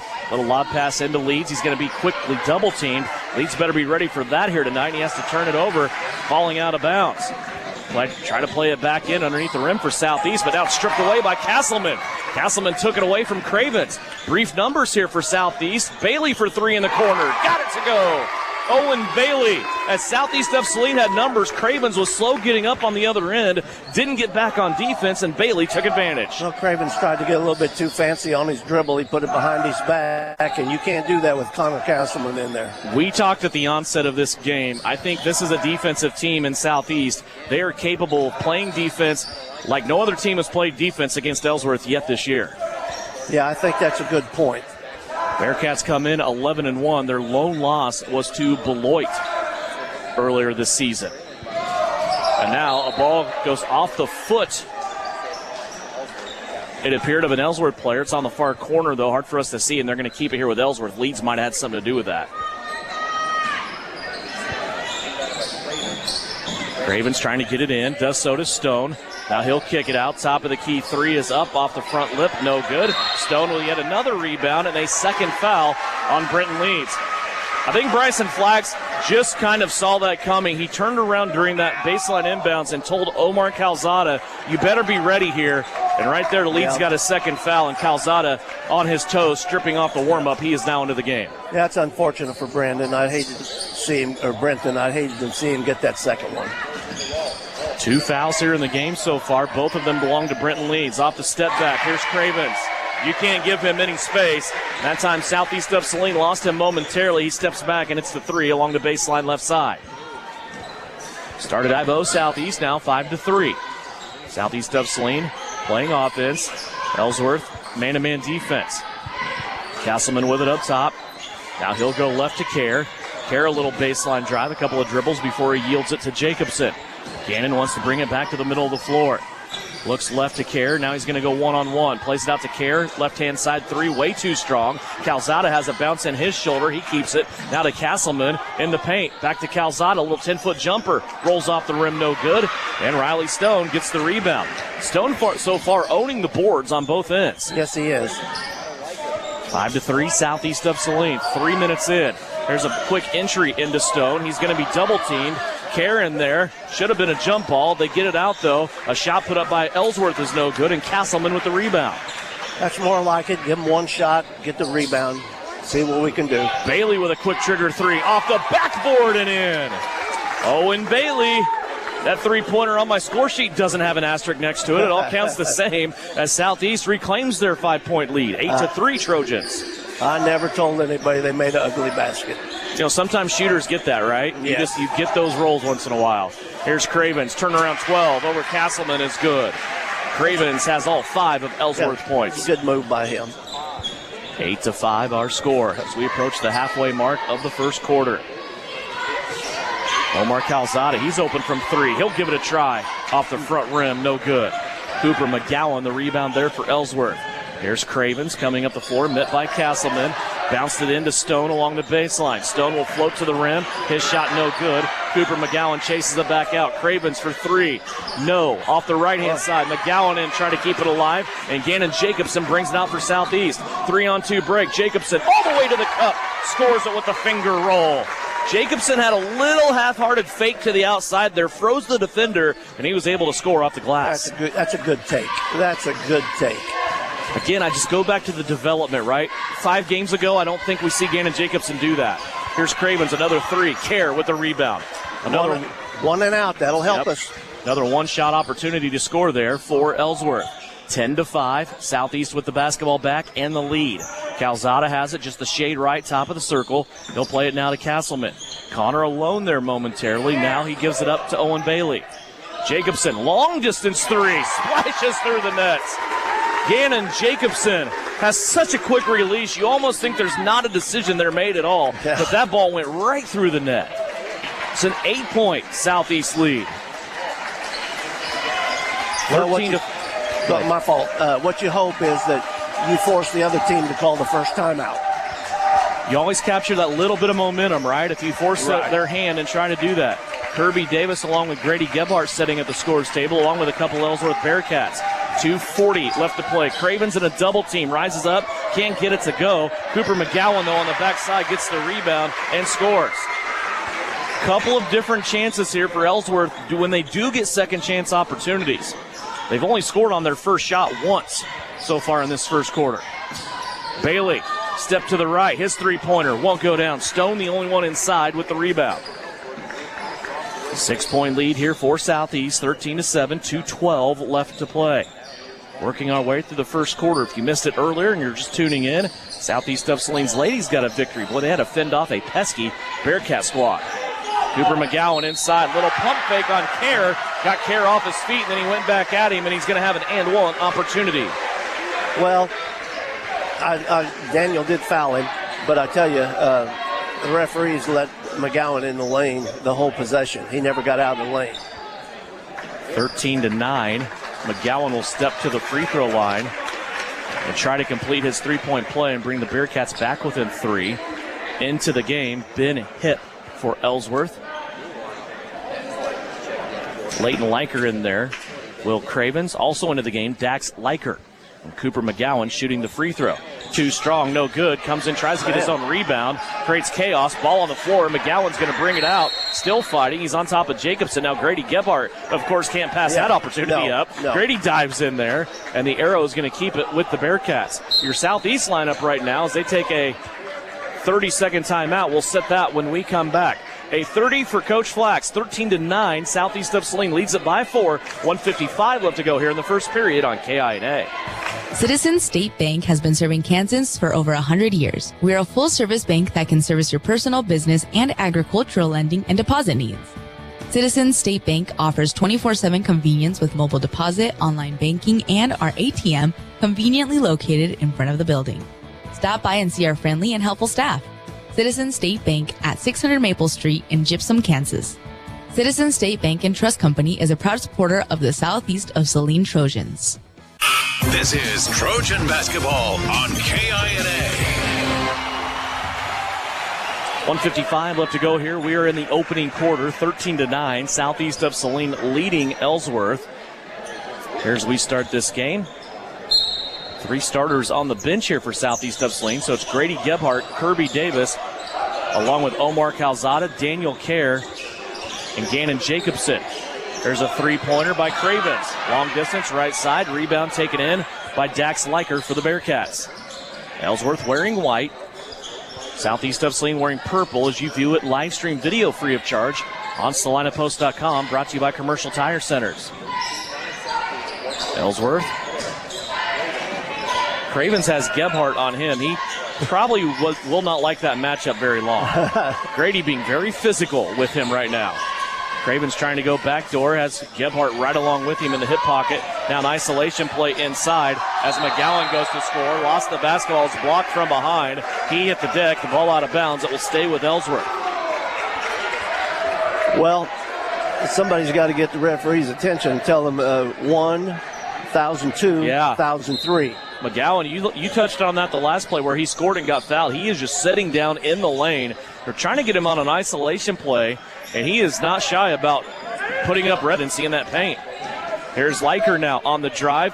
Calzada might have blocked that partially. Now Omar gets the rebound. It springs loose, but then Jacobson cleans it up for Southeast. Under a minute left to go, first quarter. Kerr on the right side. With the basketball goes Calzada now, top of the circle.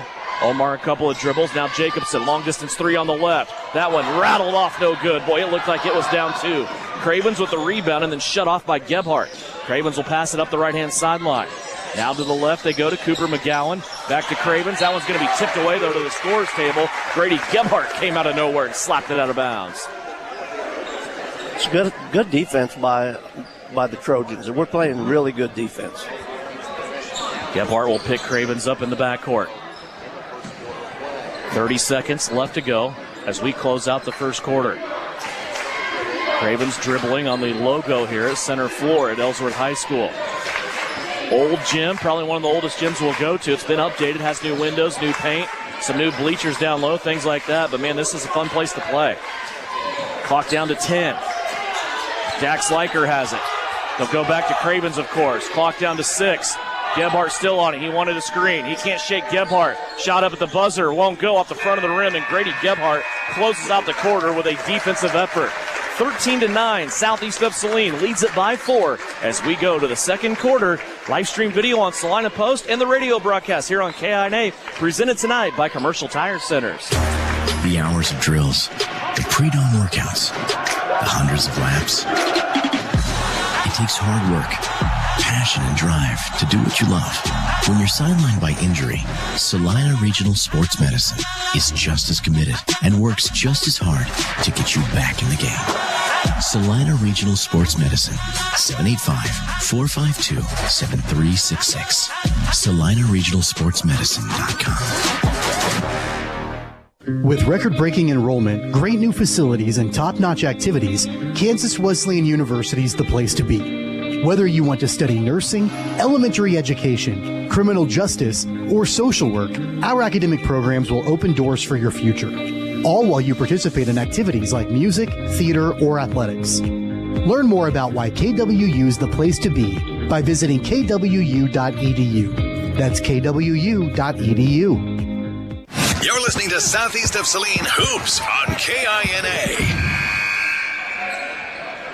13-9, Southeast of Saline leading as we start first quarter action. If you wonder how Clay Center did tonight, remember they were going to Smoky Valley. That game on the girls' side went into overtime, and Clay Center pitched the shutout in OT. The Lady Tigers, they rebound after losing to Southeast of Saline last night, 47-40. Clay Center beats Smoky Valley on the road in the girls' game. Here it's 13-9. Southeast of Saline has an 8-point lead, trimmed down to 4 as we start second quarter action. Devin Haney along with Francis Flax here as second quarter begins. Both teams early on, man-to-man. Bryson Flax really didn't know. He thought they might see some zone, they might see some man. He said they play a little bit of everything here tonight. So far it's been man. Yeah, it has been, and he thought that they would play some zone, but he also told me that he didn't think that they could hang with us if they played a zone. Okay. Gebhardt, Calzada, Daniel Kerr, Owen Bailey, Connor Castleman all out there on the floor right now. They've dissolved about a minute of this clock as Calzada will put up a 3. That's no good. Nobody rebounding for Southeast as Cravens will claim it. Brenton Leeds promptly springs up off the bench. Remember, he got 2 quick fouls early on. He'll have to play through those as we go 1 minute into the second quarter. Baseline move by Cravens attracts 3 different Southeast players. That brings Riley Stone wide open as he comes down the side of the lane on the right-hand side and scores. Stone's first basket of the night. Was good recognition by Cravens on the drive. We shut him off, and that our help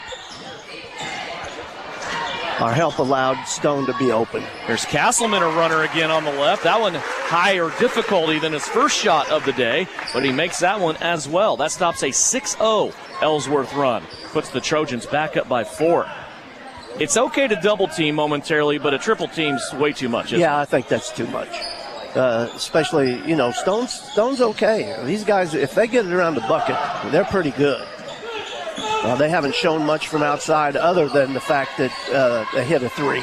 Cravens did. Cravens will try another one on the right wing. He got that one, and Gebhardt claps his hands together in frustration as that time he had his hands down, and Will Cravens kind of gave him the slight that time. He was looking away like he was going to pass, and then he was already squared up, just pulled the trigger. Here's Owen Bailey trying to answer. That's no good. Cooper McGowan with the rebound for Ellsworth.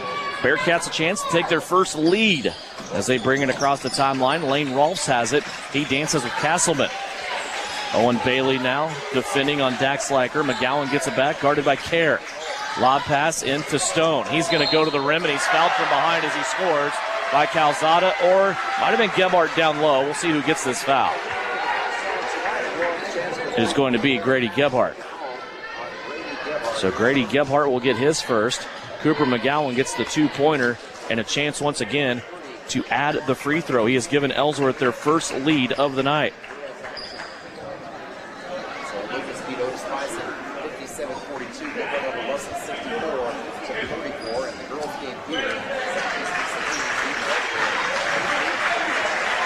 5:28 left to go. McGowan will check out. Riley Stone. Sorry, I said McGowan scored that. I am obviously wrong. Stone to the free throw line. He misses that free throw. He's 0 of 3 from the strike. 16-15, first lead for Ellsworth. Let's see what Southeast of Saline can do against it. Brenton Leeds is back into the game. He gave Daniel Kerr his first break. Jacobson with it. Swings it around. Gebhardt now left-hand side, Owen Bailey. Bailey guarded by Cravens. Ends up with Jacobson on the right. Now Cravens slides over to help defensively on Jacobson. Castleman will do the same. He'll penetrate and he'll kick it out to the left to Bailey. Wide open offense here for Southeast of Saline. Now a skip pass over to Bailey.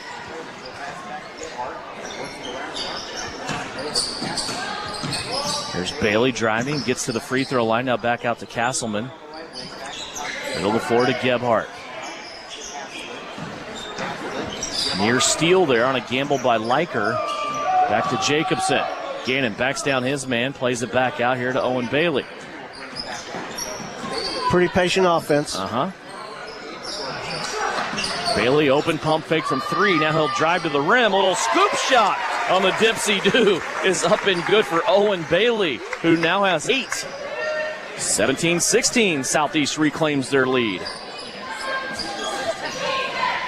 It's a good tight ball game like I thought it would be. Entry pass, mid lane to Stone. Brief double team there by Jacobson. Knocked the ball off his leg, and Brenton Leeds will pick it up. Here comes Southeast back the other way. Castleman. They'll go to Jacobson. They'll swing it now all the way around to Bailey on the left-hand side. Reverse the ball back now. It's Gebhardt. Gebhardt has it back. Goes deeper to the right, and here's a steal by Stone, who came out of nowhere. Yeah. Just the second turnover for Southeast. And now Gebhardt trying to take it back, but they're going to say he was out of bounds, hustling over here in the corner. You know, if Gannon would have faked that pass, Cravens would have been in the popcorn stand, and probably we would have got a dunk. Probably, yeah.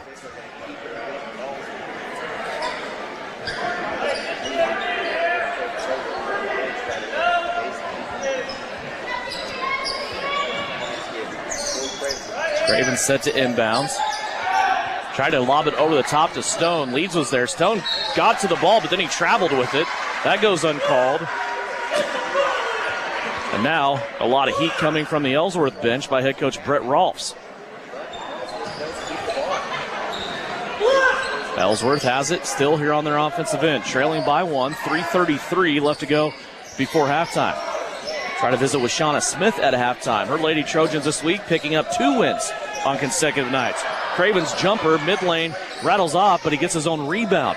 Everybody clustered in underneath the rim, and that one bounced out a little bit long. Yeah, it was a long rebound, went right to him. Now basketball back in the hands of Lane Rolfs. They'll play it out to the right to Leighton Liker. There's a pass back to Rolfs, lost it. It bounces right to Cravens, though. On the right-hand side, he's tied up by Leeds, and we'll have to go to the arrow to sort this one out. It stays with Ellsworth. Ellsworth getting all the breaks right now as they continue to play here on their offensive end. Southeast, though, being pesky, not giving up any buckets. Yeah, we're playing well enough on the defensive end. We got to shake some shooters loose, get some attempts. Deep to Riley Stone. Brenton Leeds handcuffed with those 2 fouls. Let him get up and score. Riley Stone has 6 points here in this quarter for Ellsworth. Bearcats back up by 1. Handoff here. Kerr to Castleman. Now back to Kerr. Daniel Kerr gets to the glass on the left-hand side. His shot, though, rolling off the rim, no good. Cravens with the rebound. Now a long outlet to the left to Lane Rolfs. Rolfs will play it from the scorer's table back to the middle of the floor. 2:25 left to go. Here in the second quarter, 18-17, Ellsworth. So far, that's been their biggest lead of the night. Cravens wanted it, trying to post up there, trying to still Kerr on the outside. Instead, they go to Stone on the other side. He's in the middle of the lane. Turnaround shot, up, no good. Castleman will spring it free for Southeast. Up the left-hand sideline, Bailey set his feet, then blew right by the defender and scores. Owen Bailey set that defender up, knew that they had a tendency to come out and crowd on that 3, and he blew right by him. Yeah, that was a nice take. Hit your first couple of 3s, that's what you get, right? Yes. Nice job there by Owen Bailey. Putting his complete game out there. Now a chucking foul out top. Castleman guarding Cravens that time. Castleman got into him with the body, and I believe Connor's going to get this foul. It is his first. Not a lot of fouls in this game. That's just the second foul on Southeast of Saline here in this quarter. Ellsworth has yet to foul. Did they foul in the first quarter? They have no fouls for the game so far. Yeah. No fouls and no turnovers. 1:30 left to go in the second quarter. 19-18, Southeast of Saline. Cooper McGowan has come back in for Ellsworth. Southeast still playing man-to-man. It is Castleman on Cravens. McGowan has it, guarded by Jacobson. Now over to Leiker, guarded by Kerr. Ellsworth being extremely patient now on their offensive end. Leiker has it as we approach the 1 minute mark.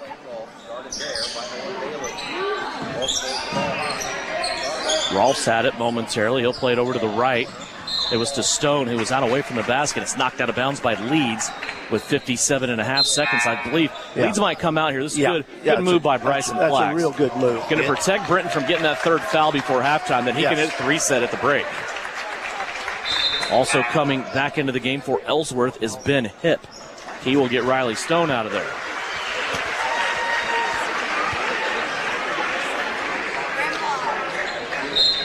.57.5 seconds before the intermission. Cravens has it in his hands. It's Cravens and Rolfs and Leiker all out high. Now Cravens gets it up and he cuts through. Wants to drive baseline. Shut off there by Castleman. Now Ellsworth a little bit out of shape. They're going to drive on the right-hand side, though, with Leiker. His shot is up no good. McGowan over the top of Jacobson, but Gannon manages to keep that rebound, and now a backcourt call. Daniel Kerr was still in the backcourt when Jacobson gave it up. Gannon just put Daniel in a bad spot that time. He sure did. A little bit of an argument there, Coach, but how do you see that? You establish yourself in one side of the floor or the other, right? Well, he left his feet in the backcourt. But, he caught the ball in the front court. So I think it's a backcourt. I've seen it go both ways, and I need to check on a clarification on that. 19 seconds left to go. Cravens guarded by Castleman. Nearly got a 5 count. Now Castleman enough of a break. Now here comes Kerr. They're going to go over to Leiker. Now back to Cravens. Castleman has him pinned up against the half-court stripe. Now Kerr comes in and takes the ball from him. And they're going to call a foul on Daniel Kerr. This is... No, it's on Cravens, I think. Okay. I hope so. No, they called it on Kerr. Now, I don't think the two officials agreed here. One official was calling it on Daniel Kerr. This far side official was calling it on Cravens. They put it on the board as it's going to Cravens, then they tried to give Ellsworth the ball. So now those two officials have to get together. Bryson Flax went all the way down to the baseline on his bench side. He's anticipating this being on Kerr, and if it is, he might lose his mind. As both coaches are involved in it now, Brett Rolfs comes over from the Ellsworth bench.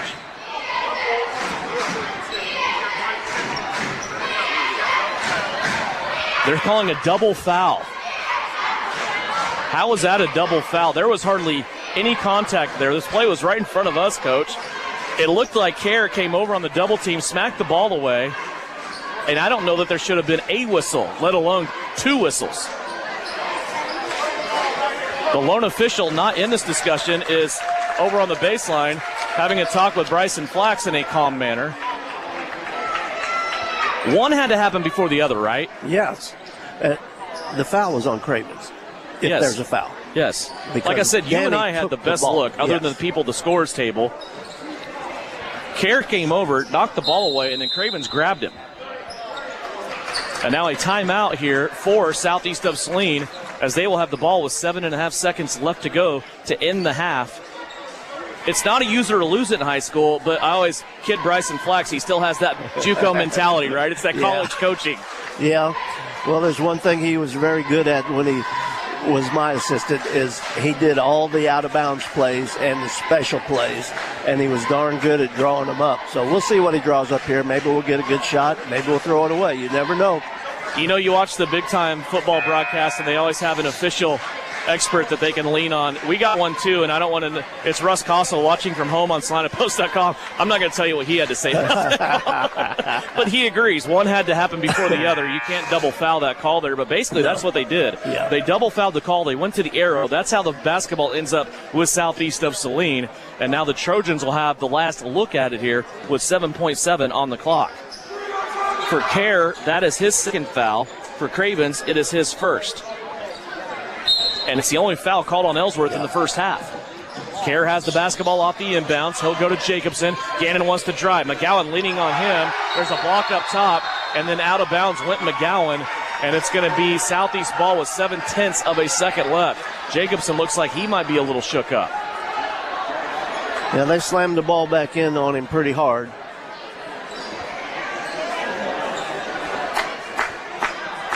Gannon trying to get his breath here to inbound this basketball.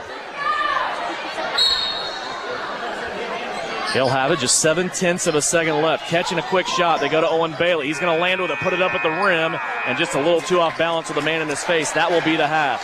19-18, Southeast of Saline, led by as many as 8 early on in this game.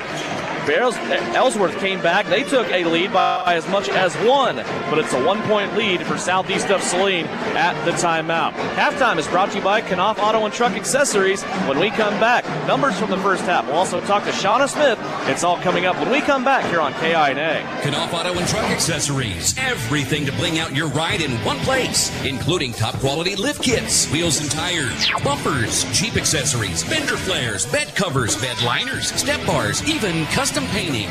Knopf Auto is the and soil dealer and has many synthetics and filters in stock. Visit Knopf Auto on Facebook for specials, great ideas, and let them make your truck stick out in a crowd.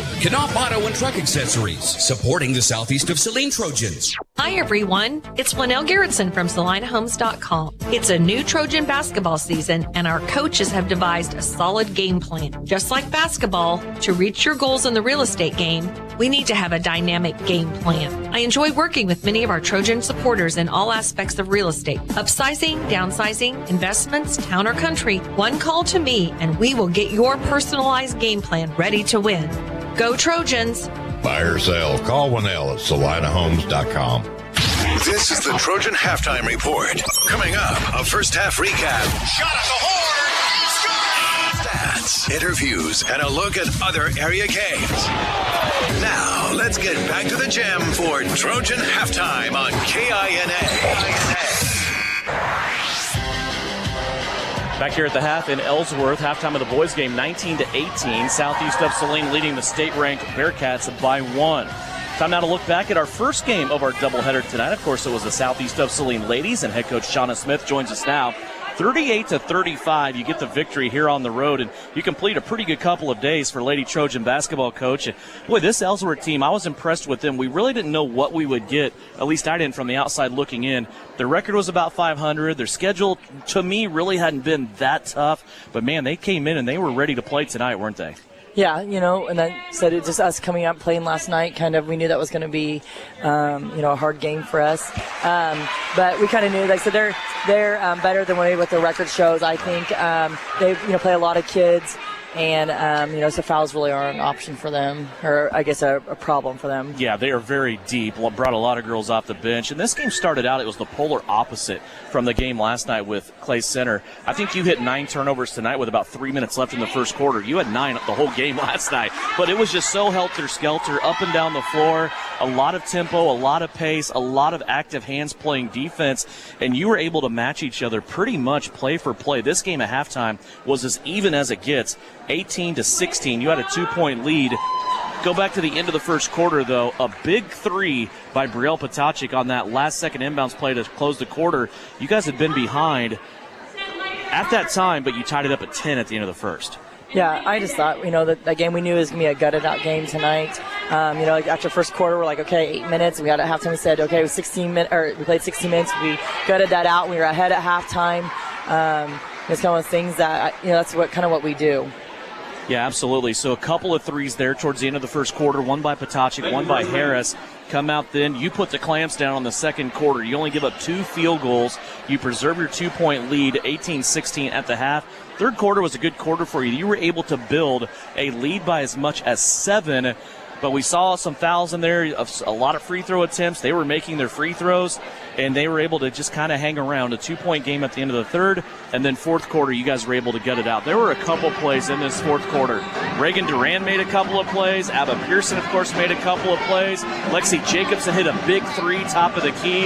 It was definitely a team effort to gut this thing out on the road, wasn't it? Yeah, and that's what that's what we talked about tonight, is that we weren't going to come out and probably going to blow this team out. I mean, I would have loved for that to happen, but it was definitely a team effort. And I told him it's going to take all of us. You know, we're missing Sutton Douglas tonight, so we weren't definitely as deep in our bench there. And after playing last night, you know, we're kind of trying to save some legs. Well, then we ended up having, you know, we weren't expecting that, so you know, we had to play a little bit differently. But I thought we played me, and I thought our defense was very good tonight. How big was Reagan Duran in this game? Because this was a game that she came in. I don't remember her having a turnover, so she didn't hurt you there with the basketball. She also scores 8 points, but she also gives you valuable minutes from the guard spot when you were able to shuffle Abigail Pearson along with Lexi Jacobson and Addison Rohr down low and get some extra minutes there. I thought Reagan and I played some huge minutes for you. Yeah, she did. And, you know, like I said, when Sutton's been in here, she maybe has that because Abigail's playing more that guard spot, and so we had to move Abigail to that post spot. I think you know, Reagan before Christmas maybe struggled a little bit, and I think from then on she's gotten better. She's kind of like, you know, even when we played Minneapolis right after Christmas there, that was kind of a struggle, and I think she's kind of also starting to get it. You know, I always tell those freshmen, this is a long season. If you're ready to hang it up at Christmas, it's long in there. But I thought she's like made some huge improvements since Christmas break. Just even like, you know, we're talking about our scouting reports, how things are going to run, how we're doing these. We're telling you how we want to guard. We're not just guarding for one possession. We want to guard like that the whole game or whatever we're going to do. And I thought she's kind of bought in better the second half of the season here. How big was this game for you? Because not only are you playing on back-to-back nights, but just kind of remembering, not to bring up bad memories, but remembering how this game went here in this building a year ago. You came in and just kind of seemed flat. You were on back-to-back nights that time, too. You played Ellenwood, blew them out the night before, came in here, and just it seemed like you never really got the energy going to contend with Ellsworth last year. You come back, though, this year, and you get that win. Yeah, we actually talked about that at halftime or before the game. Like I don't want to hear that we played last night because that's sub-state. That's how you prepare for sub-state, playing back-to-back nights, and that's how you gut things out. You know, and playing a tough game like we did last night, and then turn around playing a tough game tonight. So that was the one thing we talked about. And then this environment, it was nice because it was a loud environment. They really had to talk and do some of those things.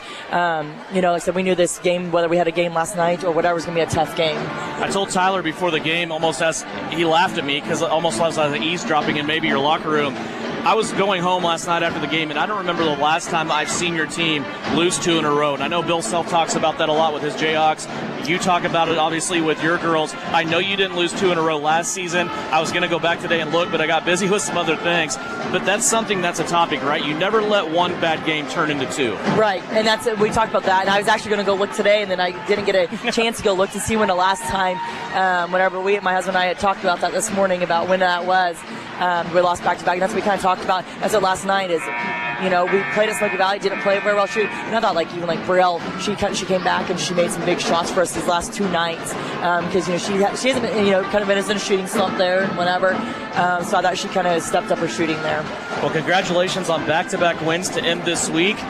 We'll compare notes and see when the last time was you did lose back-to-back games. How's that? All right, thank you. We'll talk to you on Tuesday. Right, Shauna Smith, head coach of the Southeast of Saline Trojans. Her girls now look ahead to Tuesday when they will be on the road in Salina to take on the Sacred Heart Lady Knights. 38-35 the victory here tonight. They were led by Abba Pearson with 9. Also 9 from Lexi Jacobson. Reagan Duran, the freshman, off the bench with 8. A big night for her as Southeast was playing short tonight without Sutton Douglas. Here at halftime, 19-18 is our score. We have a 90-second timeout. Back with third quarter action. After this, Trojans lead it by 1 on KINA. Knauf Auto and Truck Accessories. Everything to bling out your ride in one place, including top quality lift kits, wheels and tires, bumpers, Jeep accessories, fender flares, bed covers, bed liners, step bars, even custom painting. Knauf Auto is the and soil dealer and has many synthetics and filters in stock. Visit Knauf Auto on Facebook for specials, great ideas, and let them make your truck stick out in a crowd.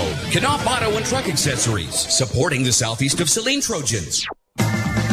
Don't get caught on empty. Fill up on all your basic needs at Asaria Oil and Hardware. We want to be sure you are fueled up and ready for whatever may be around the corner, no matter what time of day. Now live at Asaria Oil and Hardware, 24/7 pumps. No matter what time of day or night, your gas and diesel tanks can rely on us. During regular business hours, you can get your favorite pizza and snacks to have enough energy to win the day. Asaria Oil and Hardware, located in Asaria at the corner of Center and Main. We'll fill you up. You're telling me your driver turns you on remotely? It feels so good. One gentle touch of a handy remote or mobile app and my motor's running. And don't fret, my little pickup pal. New Image Audio installs these inside trucks too. Oh, yeah. You'll want it when the winter chill hits. A remote start from New Image Audio for cars, trucks, even diesels. All systems remote and cell phone capable. Nationwide coverage. Get yours at New Image Audio on South Broadway. In Salina. You're listening to Southeast Trojan Hoops on KINA. 19-18, Southeast of Saline leading as we get ready to start third quarter. Not a lot of scoring, of course, to talk about from that quarter. Just 3 Southeast players have scored. Owen Bailey has 10, 5 for Gannon Jacobson, 4 for Connor Castleman. Same thing with Ellsworth. 8 points for Will Craven, 6 points for Riley Stone, 4 for Cooper McGowan. Southeast of Saline has not shot a free throw yet. Ellsworth is 0 of 4. 2 turnovers for Southeast, 1 for Ellsworth. Bearcats set to get the basketball. Southeast with a 1-point lead. Coach, your thoughts here as we start second half? Well, it was a well-played first half. Both teams are just kind of, this is an even match, if you ask me. And the turnovers have been nil, like you said. I wish we could get to the free throw line. Here's Cravens driving in. Brenton Leeds was there to meet him, but Cravens drops it up over the top. He is the first person now in double digits for Ellsworth with 10. He equals Owen Bailey for Southeast of Saline. Yeah, it was a good drive by Cravens. On the other hand, it was good defense by Brenton. He didn't do anything to create a foul or even a hint of a foul. Nobody has more than 2 fouls. There are a couple of Trojans. Daniel Kerr and Brenton Leeds each have 2. Other than that, nobody else has more than that throughout each roster. Southeast of Saline trailing by 1. They have the basketball, 20-19 Bearcats. Kerr, Jacobson, Bailey all around the perimeter. Now they bounce it down low, short corner to Leeds. He'll kick it out to Bailey for 3 off the back heel. That's no good. Cooper McGowan came in and he fouls Brenton Leeds for the rebound. It will stay with Southeast of Saline, and really one of the first chances that they have had to run some baseline offense here on the inbounds. Yeah, that was I'll tell you, both boys went up for that rebound. Let me tell you, they were off the floor. Here's Leeds off the inbounds. Fakes the first handoff, gets the second. Jacobson puts it up, misses badly to the left. And the rebound, it comes to the Bearcats. Bearcats with it and the lead. Just underway here, third quarter. Cravens with it, guarded by Castleman. Now they switch. Jacobson will step off on Will Cravens. Rolfs now. Southeast still playing man-to-man. And a foul away from the basket. Stone and Leeds got wrapped up there. I think that was Castleman. Oh, they called on Castleman. And for Connor, that'll be his second. So 3 different Trojans now with 2 fouls. Ellsworth with the baseline inbounds into Stone, contested by Leeds.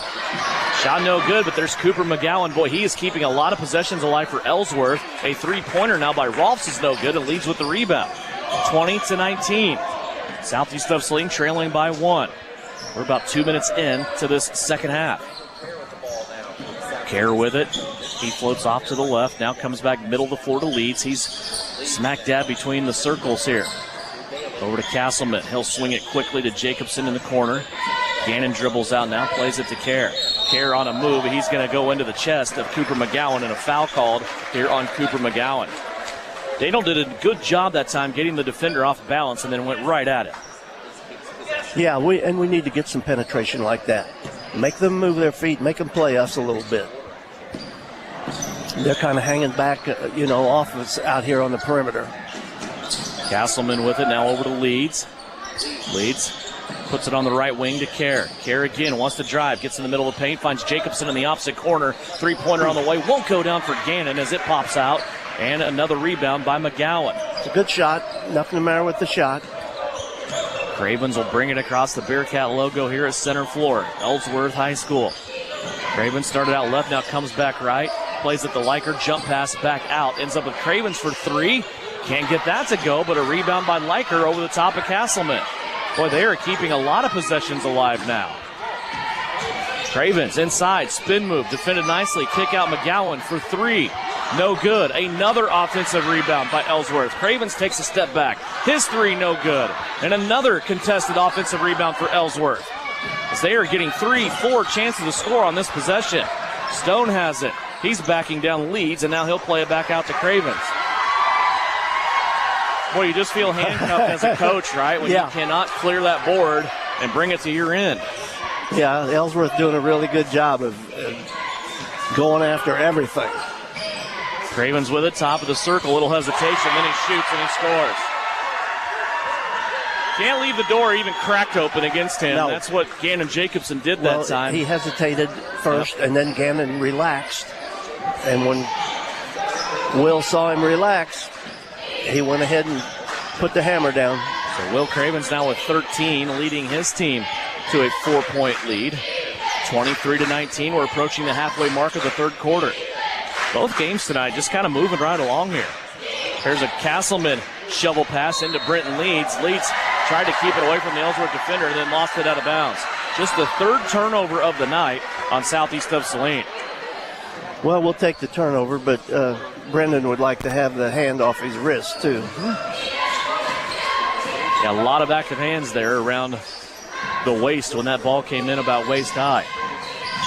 Ellsworth with it. No look pass inside. Jacobson knocks it away. Now Ellsworth makes a turnover. Their second of the game. Kerr brings it up the left-hand side. Bailey swings it to the right to Castleman. Castleman surveying. He'll play it now to Kerr. Kerr lost it momentarily. Now he has it right back.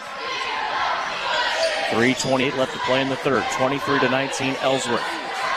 Leads up top now to Bailey. Kerr wants to drive baseline. Right-handed drive. They'll play it out to Leeds, who will try a three. That one no good. Bailey crashing in from the outside, but Cravens secures the rebound. Here's Ellsworth with it. Crossover. Cravens going to the cup. Blocked by Leeds at the point of attack. Got his second chance, though, and he's going to be fouled. Cravens will go to the free throw line, and this foul is going to be whistled on Brenton Leeds, his third.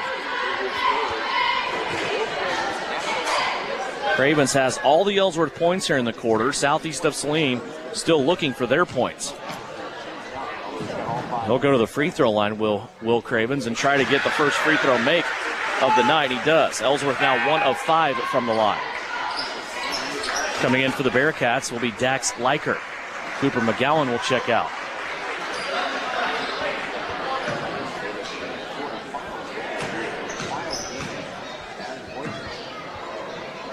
Second free throw also good.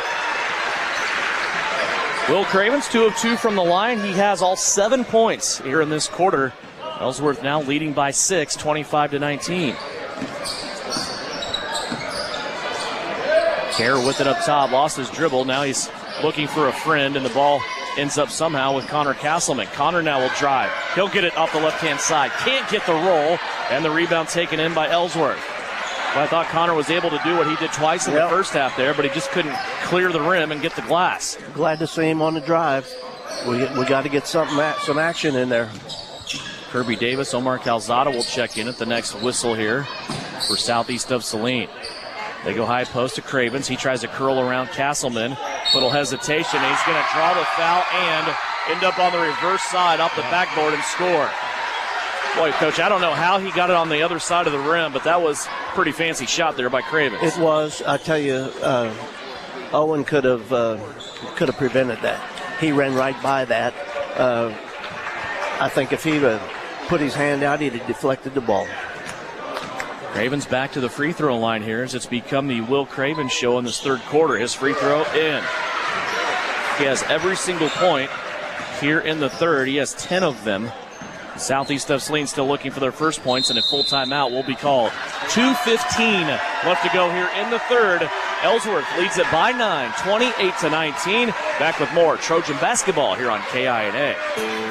Frisbee Construction is a service organization for the commercial grain industry dedicated to giving you the best in planning, the best in quality, and the best of workmanship, and overall the best value for your dollar since 1949. Frisbee Construction specializes in new construction as well as remodel and repair of grain handling facilities throughout the Midwest. Frisbee Construction Company in Gypsum has emergency crews available as needed. For more information, go to frisbeeinc.com. Maybe you don't play quarterback or make the highlight reel. Maybe you're not a high school athlete anymore. But just like an athlete, you can get first-class orthopedic care from Saline Ortho. Their doctors and staff strive to get you back to an injury-free, pain-free life as quickly as possible. Saline Ortho has a doctor on call 24/7 for all orthopedic injuries. So next time you're injured, trust the experts at Saline Ortho. Your voice, your choice, past, present, and future. See them online at salineortho.com. You're listening to Southeast of Saline Basketball on KINA.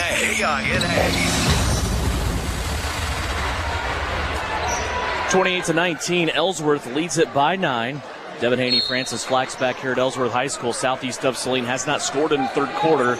Right. Come out of a full timeout. And that's one of my keys before the game. We have to play 4 quarters. Here's Calzada trying to turn around on Riley Stone. That's going to be partially blocked, and Ellsworth will take it away. Stone is disruptive inside. You can at least say that about him. He does a good job keeping plays alive and defending that rim.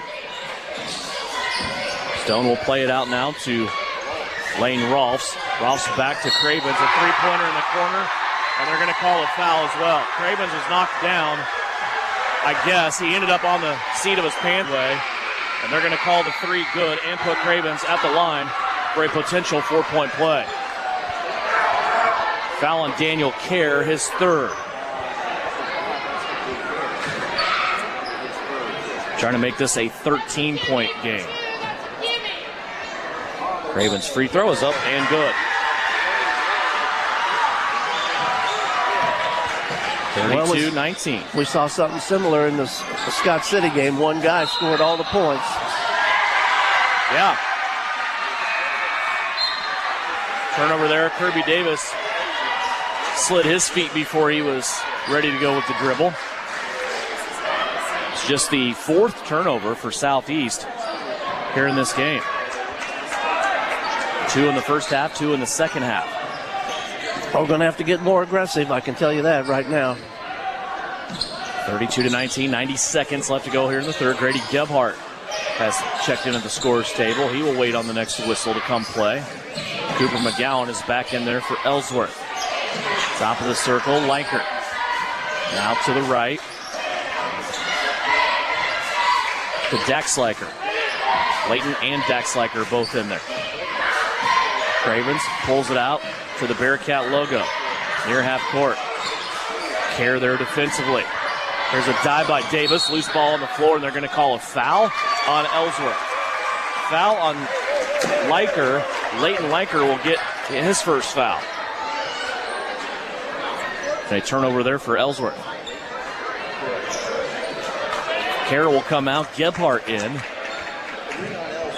58 seconds left to play here in the third. Jacobson brings it, floats to the right, now to Calzada. It's an understatement. We need a bucket. Yeah. Here's Bailey getting his way to the rim, and he's fouled from behind. Cravens came up over the top. He had Stone in front of him, and Cravens over the top. And Owen Bailey forced the action there, and he's got himself to the free throw line. Bailey, the leading scorer for Southeast tonight with 10. Chance to maybe get a couple of free throws here. That foul for Will Cravens is his second. First free throw by Owen Bailey is up and too strong. Gotta hit him. You gotta hit him if you're going to try to mount a comeback. A couple of dozen last night. 24 points for Owen Bailey in the victory over Clay Center last night. Second free throw here is good. He got 1 of 2. 11 points now for Owen Bailey. 32-20. A 12-point lead for Ellsworth. 40 seconds left to go on the third. Kirby Davis commits the foul in the backcourt as he was trying to turn Layton Leiker back and forth. With Davis, that is his first. Southeast of Saline's 5th team foul, so it's a bad foul. It's going to put Leiker at the free throw line. Well, I like the aggressiveness, but there's no sense in fouling 45 feet away from the bucket. Yes, sir. A couple of free throws here. Liker misses the first one. Leighton Liker will get a second. And again, they'll take Stone out here to rest him and insert Ben Hipp.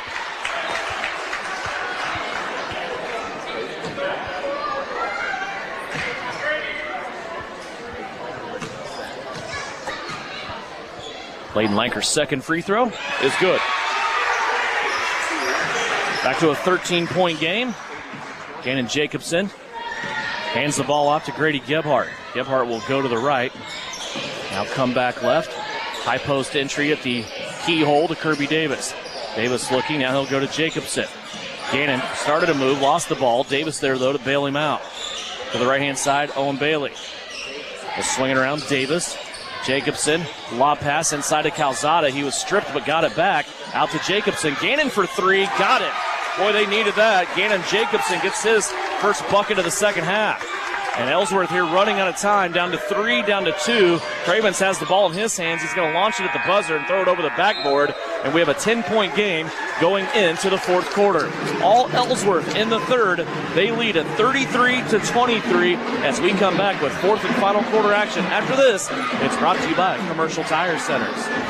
Mary Maids in Salina offers house cleaning services you can see and feel. Your home is more than just a house. It's where memories are made and moments are cherished. Though life can be complicated, house cleaning shouldn't be. Mary Maids strives to take the stress out of your day so you can live your life your way. With more than 40 years experience and an advanced time-tested cleaning process, they can help you reclaim time with your loved ones.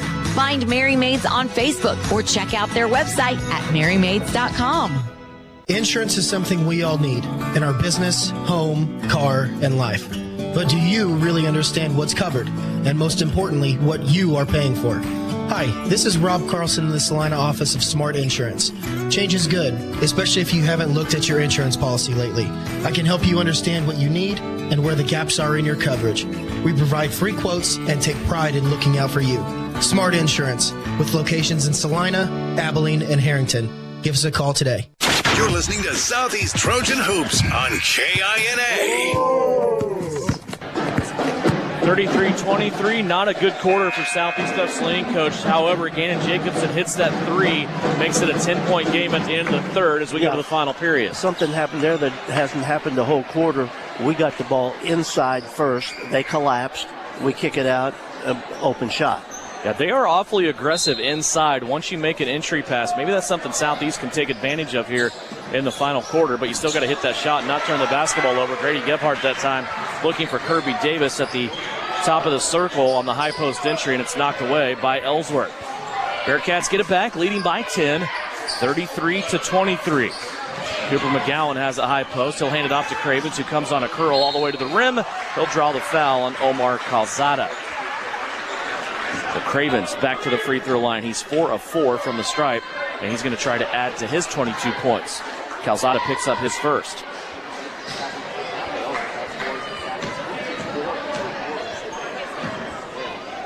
First free throw by Will Cravens. He missed it. It's one of the few misses he's had tonight. Right. He's been pretty good. Second attempt, got that one to go. 23 for Will Cravens. 34-23, that extends the Ellsworth lead out to 11. Bailey with it. Little stutter step, he lost the basketball. He and Cravens both going after a ball sitting on the court in front of the scorer's table. Cravens will pick it up, get all the way to the rim, and he's fouled again. Didn't see much contact there. He's got the ball off the window with his left hand, and a foul is called. He'll get another chance at a three-point play. Well, it looked to me like they made that call before the shot even went up. Kirby Davis, Omar Calzada, Grady Gebhardt check out, Daniel Kerr, Connor Castleman. This will be our starting five. Let's see what we can do in. anything here.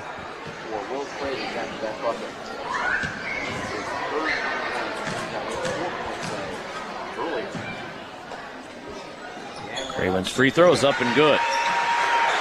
already 4 points here in this quarter. We're only 30 seconds in. 37-23. Southeast with the ball now on their offensive end. Britton leads with it. He'll swing it back here to Castleman. Castleman top of the circle. Now to Kerr. In the corner to Jacobson. Kerr made his way to the free throw line. Now he'll play it back out to Gannon Jacobson. Jacobson will crossover, fades away on the baseline. That shot is up no good. Leeds fighting for the rebound. Now they have Leighton Leiker in a trap. He finds Cooper McGowan, who's along the baseline. Now he'll play it to Cravens. Daniel Kerr comes over to check Will Cravens.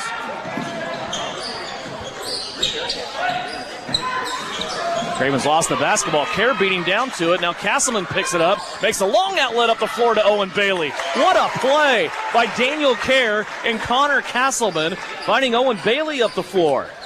Boy, what an outlet from one knee, huh? Yeah, that was a good look.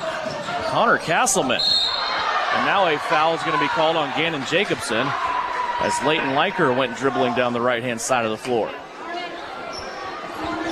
Jacobson just picked up his second.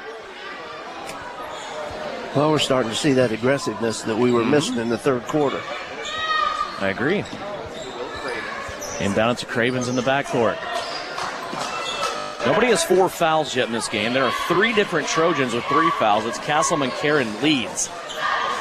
Stone with it in the corner. Spins off against Leeds, goes to the cup, and he's going to be fouled, I believe, by Jacobson. If so, that is Gannon's 3rd foul in about a minute, and it is. That's an unfortunate foul because Stone left his feet with nowhere to go, and he was a sitting duck behind the backboard. Ellsworth will inbound. Already 4 fouls on Southeast of Saline. We haven't even played 2 minutes yet. Here's a block up top. Cravens tried it on the left-hand side, and Leeds was there to deny him passage. Kerr bringing it up the floor. Passes between 2 Ellsworth defenders. They're going to call a kick. Stay here with Southeast of Saline. They'll inbound on the baseline. Bucket here would be big.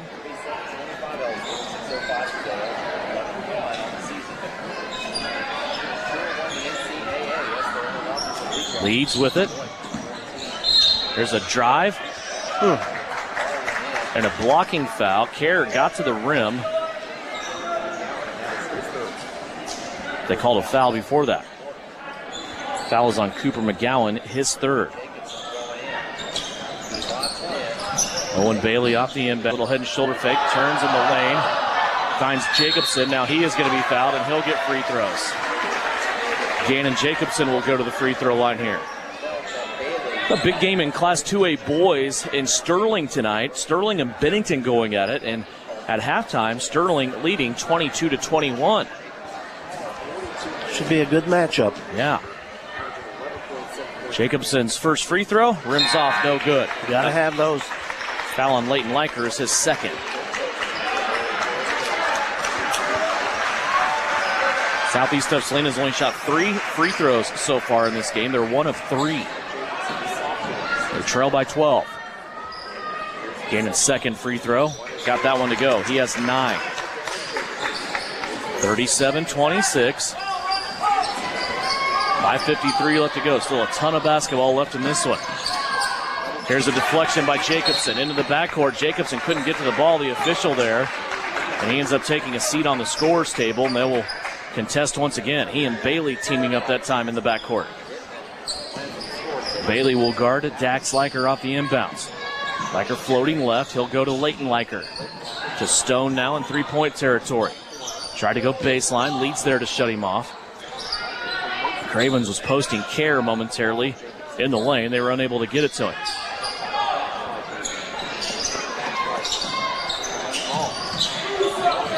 Near steal there by Castleman. Back over to Dax Leiker. Like Ellsworth, it's kind of entering clock melt mode here. Now they get it to Cravens. Pulls up along the baseline. Here's a steal by Owen Bailey. Bailey coming down the center of the floor. He goes up left hand and scores. Owen Bailey with 15. 4th turnover of the half for Ellsworth. And all of a sudden, it's a 9-point game. Here's another near steal near the half-court line. Ellsworth, though, peels it out. Stone has it down on the baseline. He'll go back out to Rolfs where the ball came from. And Ellsworth pulls it back out.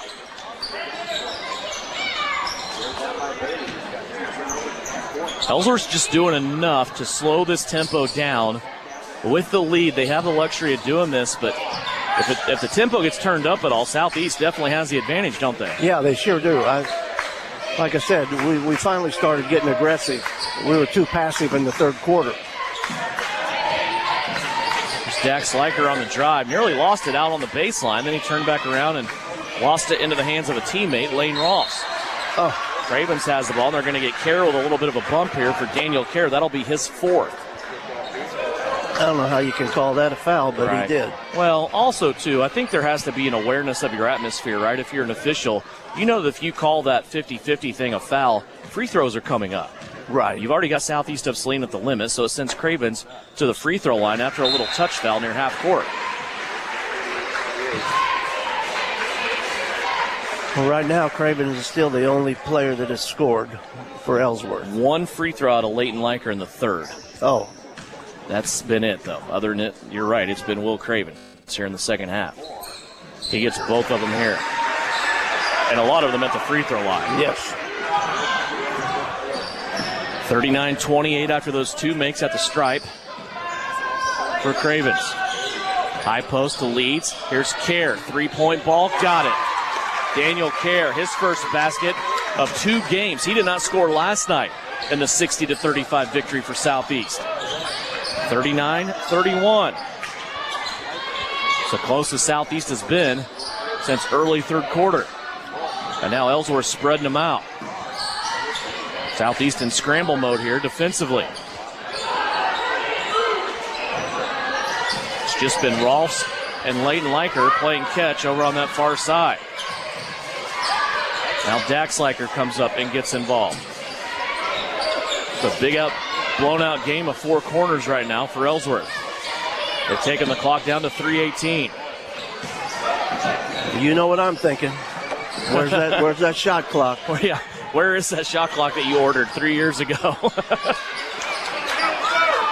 Thing cannot get here soon enough. Ellsworth lost it into the backcourt. They're going to say it was tipped by Castleman. And Ellsworth continues to waste clock here. Craven's trying to get it inside. He lost the ball on the floor. 2 Trojans diving after it, can't get there. Now Leighton Leiker falling into the backcourt, plays it to Cooper McGowan. Cravens goes baseline. Missed the layup. Leeds cleans it up. Southeast has an opportunity here. Castleman up the floor on the left-hand side. Skips it to Owen Bailey. It's going to be stolen away by Cravens. Boy, it was a good look by Castleman. He had Bailey posting up over there, but Cravens knew exactly who the Southeast shooter was and played that man. Now, Ellsworth will have it back here to melt more clock. 2:20 left to go. Gannon Jacobson will pick up his 4th foul. So that will send Lane Rolfs to the free throw line. He has not scored, has not shot a free throw in this game.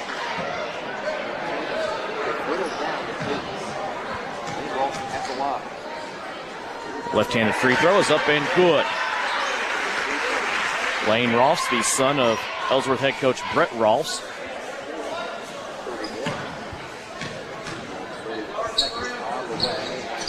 Missed the second. 2:15 left to go, 40-31. Jacobson, a long distance 3. That's an air ball. And it goes back to Ellsworth.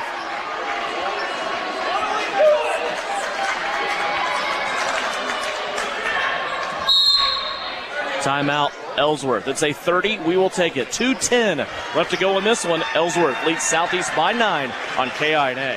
Suburban Appliance Center is your official dealer for Traeger grills. Check out this 6-in-1 versatile unit that grills, bakes, smokes, roasts, braces, and barbecues. Suburban is your exclusive dealer for the Traeger Timberline series, and they have your Traeger spices too. Suburban Appliance Center, they are locally owned and they offer appliance brands like Amana, KitchenAid, Whirlpool, and of course Maytag. Suburban also offers exceptional service. Suburban Appliance Center, 1900 South 9th. This is Trojan Basketball on KINA. Don't forget it's Friday. That means the high school basketball scoreboard show comes your way tonight here on KINA. Every Friday night, a full hour of scores and game wraps from across the state of Kansas from 10 until 11 o'clock. That is brought to you by Saline Surgical Hospital and also Home Automotive Centers in Abilene and Salina. 40-31, Ellsworth leading Southeast of Saline. Ellsworth with a 9-point lead and the basketball, 2:10 remaining here in the fourth. Full court pressure coming up here out of the timeout. Southeast of Saline trying to pressure, trying to force Ellsworth into some problems here. Lane Ross lost the basketball. It's going to be tipped and almost taken away there by Castleman. Connor, though, had it bounce off his right shoulder and go out of bounds. We had him where we wanted him, right in the corner. Yes. Had actually 4 defenders. The baseline, the sideline, and two guys inside. Ellsworth will try it again. They go cross court, Liker to Liker, Dax to Layton. Layton now trying to get out of there. Castleman will be called for the foul. Layton Liker will go to the free throw line. If you're Southeast and you're in foul mode, you almost feel comfortable fouling anybody but Will Cravens, right? That's what I think.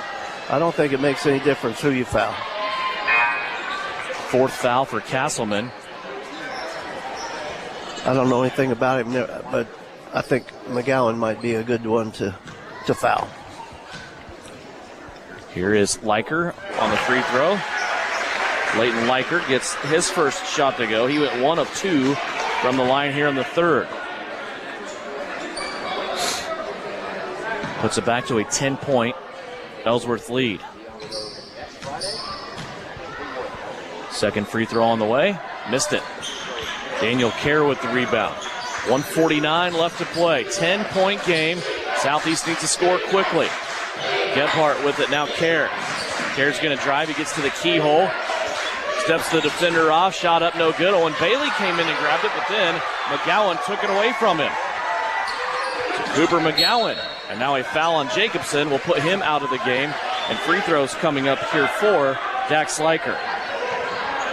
Liker has 2 coming up. Gannon Jacobson commits his 5th. And a 9-point performance tonight offensively for Gannon Jacobson.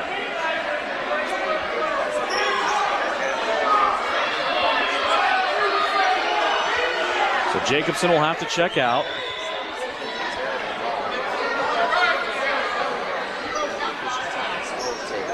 Britton Leeds comes in off the bench.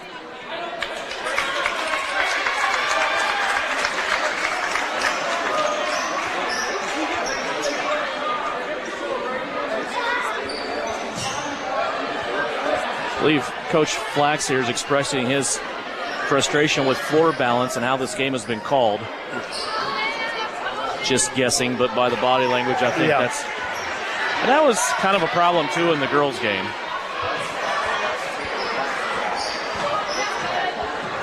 Dax Liker missed the first free throw. Second one, missed them both. Here comes Castleman with the rebound. 1.5 minutes left to go. Kerr goes left-hand side to Owen Bailey. Step to the right, 3-pointer on the way. That won't go. Fight for the rebound taken by Lane Ross. Ellsworth has it, and now Kerr will foul, and he will go out of the game. Daniel Kerr now will be disqualified with 5 fouls. And back to the free throw line will be Lane Ross. Coach Flax is going to have to search now to see who he wants to get in off the bench, and it's going to be Isaiah Kerr. So Isaiah will replace big brother Daniel, who was fouled out.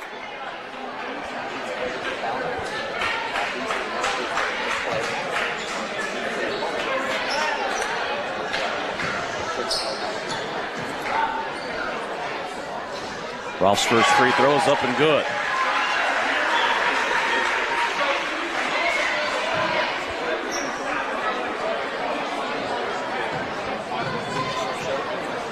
Second free throw, missed it. Castleman with another rebound. Connor brings it up the center of the floor. A little hesitation. He's body bumped right inside the free throw line. And that'll be just the 3rd foul called on Ellsworth here in this quarter.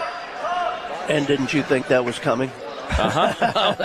You can almost predict that, right? Yeah, you could predict Get that our crystal ball out. Bailey with it up top. He'll retreat back almost to the logo. Now play it to Isaiah Kerr. Castleman now has it.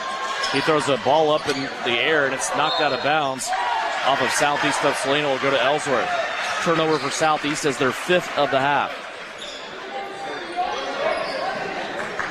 Full court pressure again here coming up for Southeast. Just a middle left, and Isaiah Kerr will foul Leighton Leiker and send him to the line.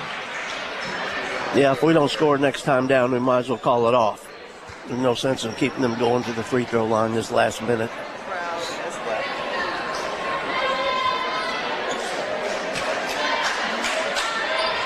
So it'll be Leighton Leiker stepping to the line. He is 2 of 4 from the stripe here in this game. Isaiah Kerr's foul, his first. First free throw is up, and Leighton Leiker gets it.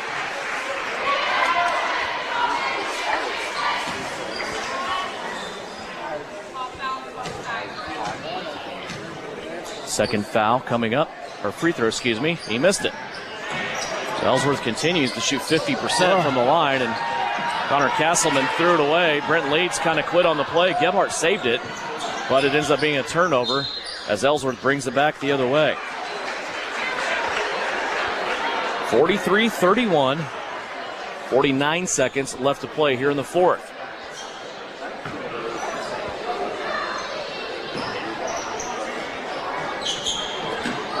Ball to Cravens right in front of the scorer's table, guarded by Gebhardt. Gebhardt working on 5 here. Cravens, I don't know if he didn't know the count was on or not. He dropped a hand 5 times and must have said Cravens got separation then. I don't know. So a foul call that'll send Will Cravens to the free throw line. 35 seconds left to go. Chance to extend this Ellsworth lead. Free throws up, and it's good. Got quite a few free throws tonight in the book. Mm-hmm.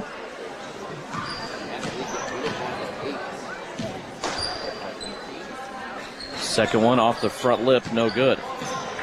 He's a good player. He's a good player, no question about it.